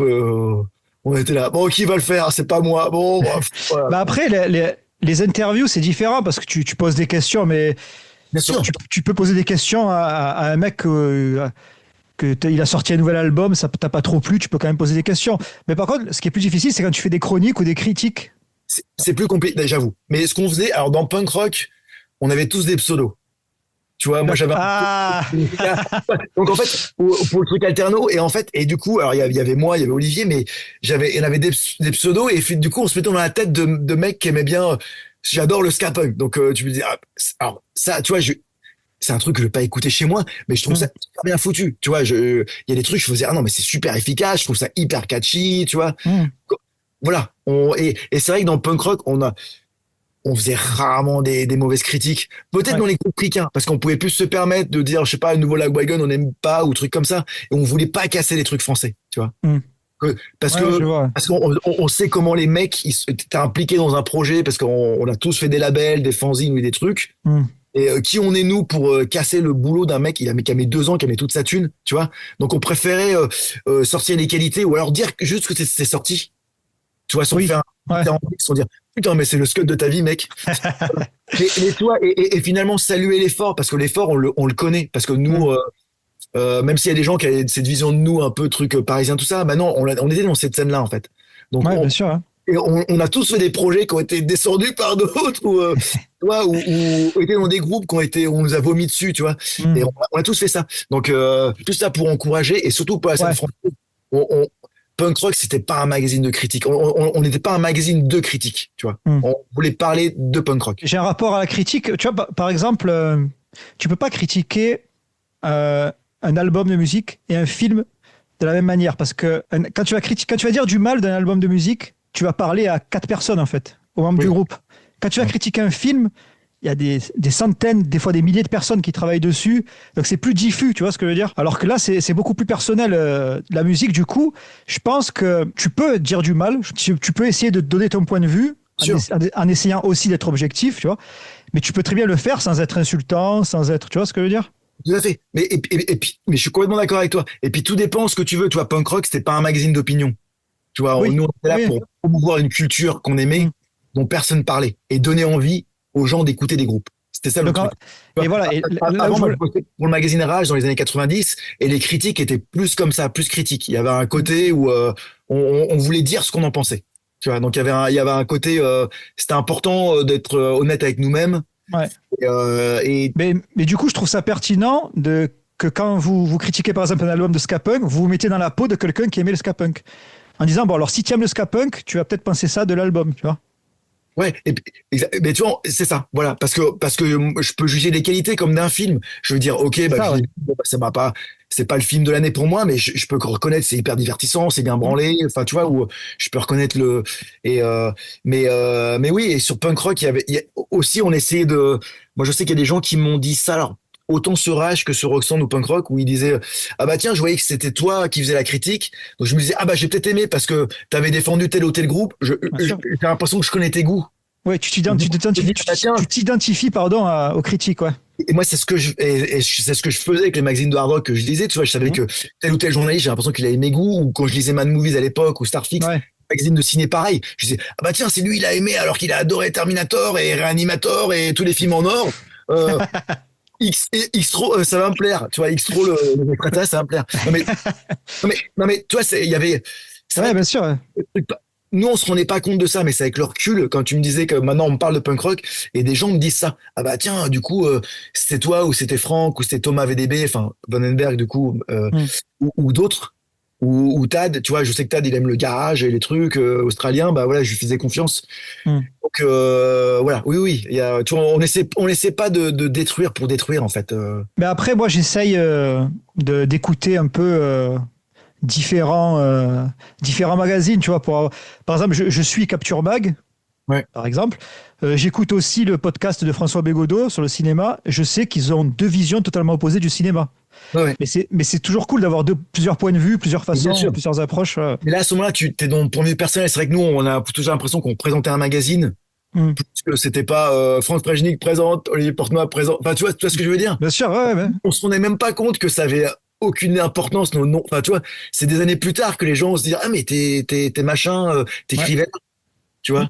Je sais qu'au début de Panic Monster, quand je jouais, je me présentais comme Olivier. Je le fais plus. Maintenant, je me présente comme Panic Monster. Mais avant, j'avais des problèmes avec le dédoublement. Je disais, ouais, je m'appelle, mon vrai nom, c'est Olivier Portenoy. Enfin, je faisais une blague avec Nathalie Ouais. Portman et Olivier Portenoy. Et comme quoi, dans mon nom de famille et le sien, il y a à peu près les mêmes lettres à deux lettres différentes. Et il y a des gens qui venaient me voir après, mais t'es Olivier Portenoy, t'as bossé pour Rage, pour Punk Rock. Et je me rendais pas compte de ça. Et c'est pour ça que j'ai arrêté de le faire, parce que j'aime pas mélanger les trucs. Mm. Mais je sais plus ce que je disais, mais oui, on se rendait pas compte, tu vois, que nos noms avaient pas d'importance. On était Punk Rock Magazine, tu vois. Voilà, c'est ça que je voulais. Ben après, on était geek aussi. Hein. On Oui, regardait qui écrivait tel article. Quand tu es geek, tu fouilles. Hein. Non, mais maintenant, passionné, tu fouilles. ça me paraît logique, comme je te disais, Ouais. parce que moi, je faisais pareil quand je lisais les magazines, tu vois. Hmm.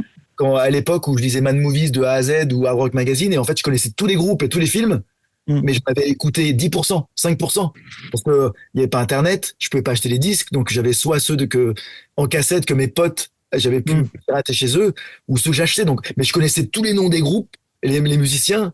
J'ai un savoir sur les années 80 qui est fou, qui sert à rien, des groupes que j'ai jamais écoutés de ma vie. Et comme les films, il y a des films d'horreur, je croyais que j'avais vu, mais j'avais jamais vu, en fait.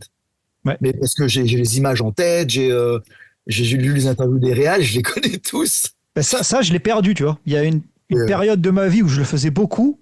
Je regardais le nom des acteurs, je regardais qui était le chef opérateur. Pour la musique, je regardais qui avait mixé, qui avait fait ci, qui avait fait là. Et ça, aujourd'hui, je lisais tous les livrets de musique, je lisais toutes les paroles, je connaissais tous les titres des chansons par cœur.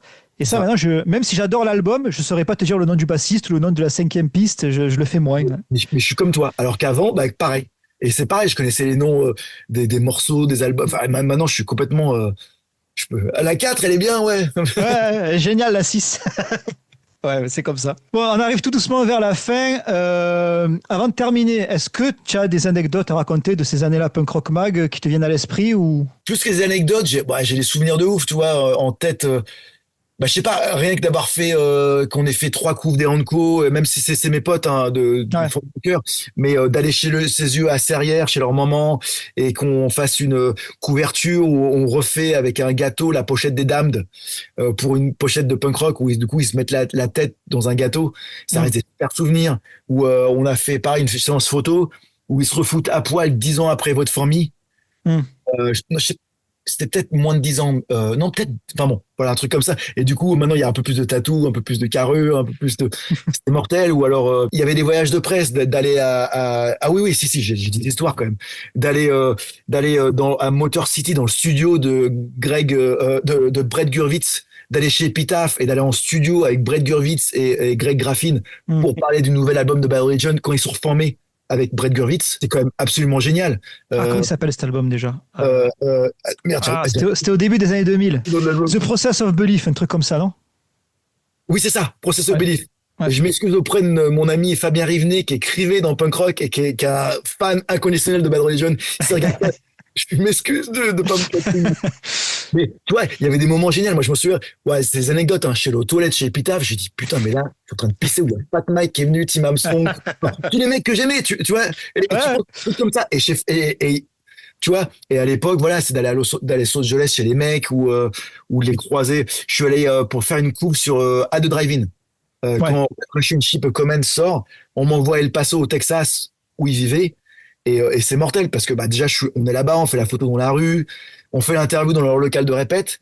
Et ça, c'est vraiment les groupes ricains, tu vois. C'est une petite ville, El Paso. Puis après, il fait, bah, qu'est-ce que vous faites ce soir? Bah, je sais pas, nous, on est là, tu sais, on repart demain matin. Bah, venez à tel endroit, c'est notre bar, on va boire des coups. Et tu te retrouves à boire des coups avec les mecs, tu C'est vois. cool ça. J'ai Ouais. des souvenirs de fou, tu vois, d'avoir rencontré Sam Hayam à Berkeley chez eux.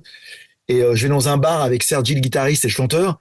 Il y a un mec qui s'assoit à côté de nous. Il fait, hey, les mecs, ça va? Je me retourne, c'est Billy Joe Armstrong parce qu'ils sont potes. Et Billy Joe, il fait, ah, vous faites une interview? Ah, désolé. Je fais, non, non, non, mais, tu sais, moi, je suis là. Non, non, please stay. You can stay, tu vois. Et je suis comme un fou, tu vois. Et puis, en fait, bon, il stay pas. Ouais. Mais j'étais là. Putain, il y a Billy Joe. Et en fait, bon, Billy Joe, il a financé plusieurs albums de Sam Hayam, mais ils ont pas une Mm. thune. Et c'est cool. C'est un peu comme Noir Désir, une époque, tu vois.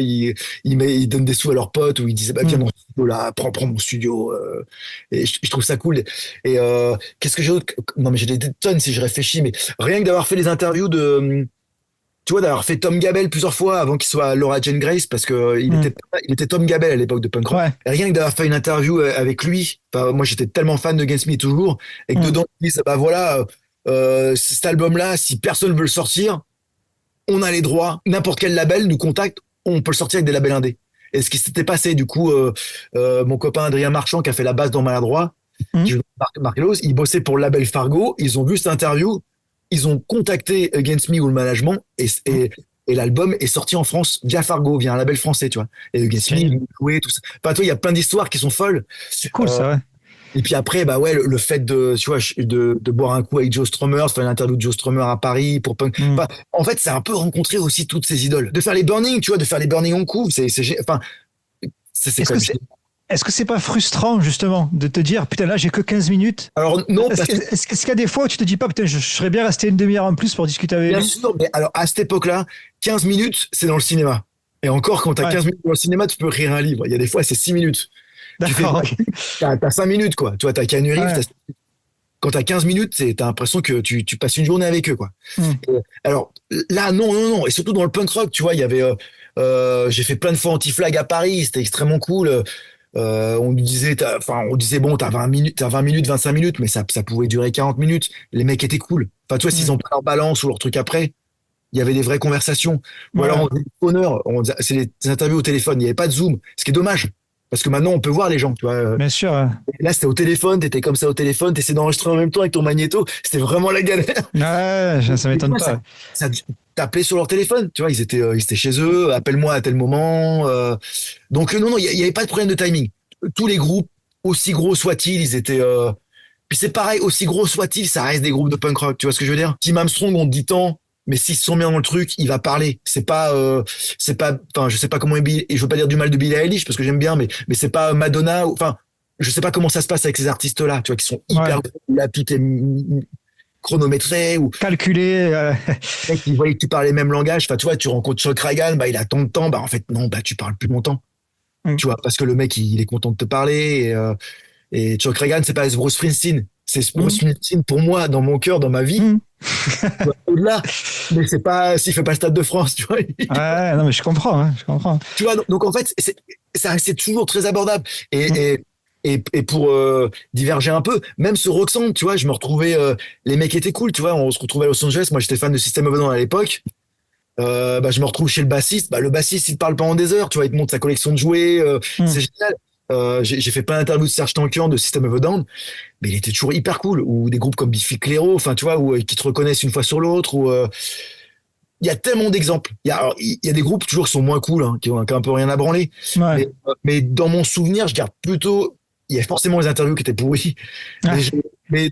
quand tu me dis les anecdotes là, je garde que des bons souvenirs en fait de. C'est dur de juger sur une interview. Tu vois, si ça se trouve, le mec, il était pas, il a appris de mauvaises nouvelles ou il était pas en forme aujourd'hui. Tu vois, ça peut Bien arriver. sûr. C'est le facteur humain, tu vois. Ouais, puis alors nous notre boulot aussi c'est aussi tu retranscris l'interview. Donc tu Ouais. retranscris pas trop. Des fois tu prends une liberté, pas dans ce qu'il dit, dans ses propos, parce que on Oui, est les sur tourneurs de phrases, tout ça. Ouais. de phrases, ou des fois tu rassembles deux questions, ou des fois tu réarranges pour qu'il y ait plus de peps, et des Hmm. fois ça pouvait paraître peut-être plus amical que ce que c'était vraiment. Hmm. Armstrong, c'est pas mon pote, il m'a pas pris dans ses bras, tu vois.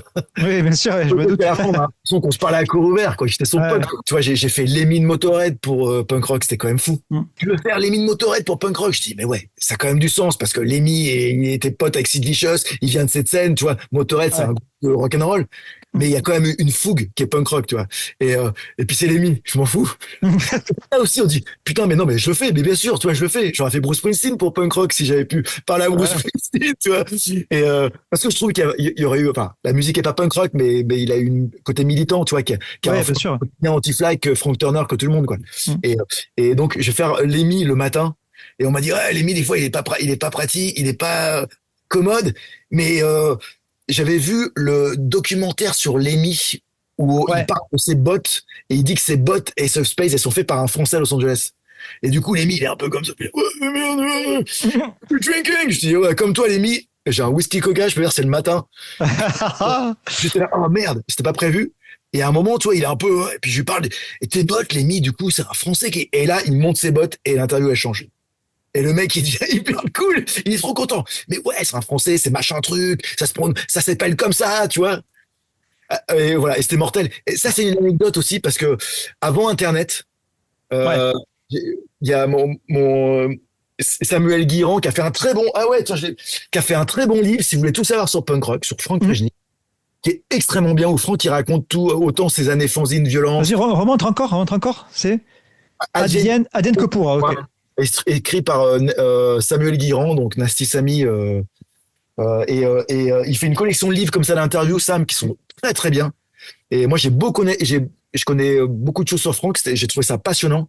Et Hmm. ça parle autant de la scène punk française, de punk rock, de après, du label qui fait maintenant 19 something, 20 something, de Slow Death. Enfin voilà, c'est super cool. Et surtout, Ouais. ça parle de punk rock de A à Z. Et du coup, Sam, il est en train d'en faire un sur les années Rage, donc le magazine auquel je participais dans les années 90. Ouais.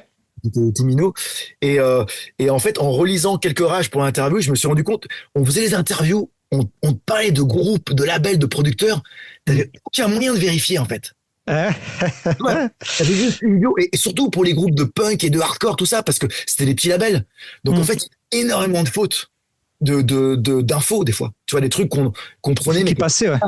les groupes se trompaient quand ils disaient des trucs. Nous, avec punk rock, on essaie de vérifier. Des fois, tu te trompes, tu vas dire de Process of Belief, mais en fait, c'était Recipe Enfin, Ouais, tu vois, ouais. c'est facile dans une conversation de te planter sans le savoir. Je parle dans les anecdotes, mais sur Rage, je m'en souviens une fois, on avait fait Rage Against the Machine parce que le groupe venait de commencer à exploser. Il s'est Mm. apparu en première partie de Tool. Ou alors c'est une photo de Tool et tous les mecs de Tool sont pas là et il y a les mecs de Rage dedans. Mais on savait pas.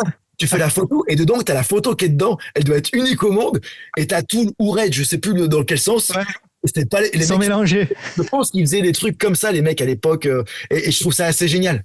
Tu vois. Mm. Et donc, c'était vachement plus dur de vérifier les infos. Et alors que maintenant, avec Internet, c'est facile. Tu sais, tu remontes tout de suite, tu dis, ah non, il m'a dit 2002, mais non, l'album est sorti en 2003. Ou alors, il a dit, on a joué là, mais non, c'était pas Londres, c'était Birmingham. Enfin, tu vois, tu Ouais, peux ouais. vérifier. Maintenant, tu vas vérifier tes infos. Mm. Moi, des fois, quand je fais des interviews ciné, qu'il y a une erreur, tu vois, je le marque en dessous. Je dis, non, mais en fait, il parle de ça. Oui, tu peux toujours rattraper, ouais. Ouais, écoute, je te remercie pour toutes ces anecdotes, ça fait plaisir. Et bah, de rien, hein. Donc, ben, je te remercie, Olivier, d'avoir participé. J'espère que ça t'a plu, que tu t'es amusé. Ah, merci beaucoup, Gut. Moi, tu vois, on se connaît pas, mais j'ai l'impression de parler avec un pote, hein, tu vois. Donc, je pense Ouais, que, écoute, ça fait effectivement, plaisir. j'espère qu'un Pareil. jour, on se verra en vrai, on continuera de discuter. Ouais, oui, j'espère aussi. Bon, je vais rarement sur le continent, mais si tu viens en Corse, je te paie un coup, il n'y a pas de souci. Bah merci, et merci pour ceux qui sont restés jusqu'au bout, qui ont eu le courage Ouais, mais d'écouter mes élucubrations. ils restent tous jusqu'au bout, normalement. C'est des Ouais. passionnés. Allez, ciao tout le monde, ciao.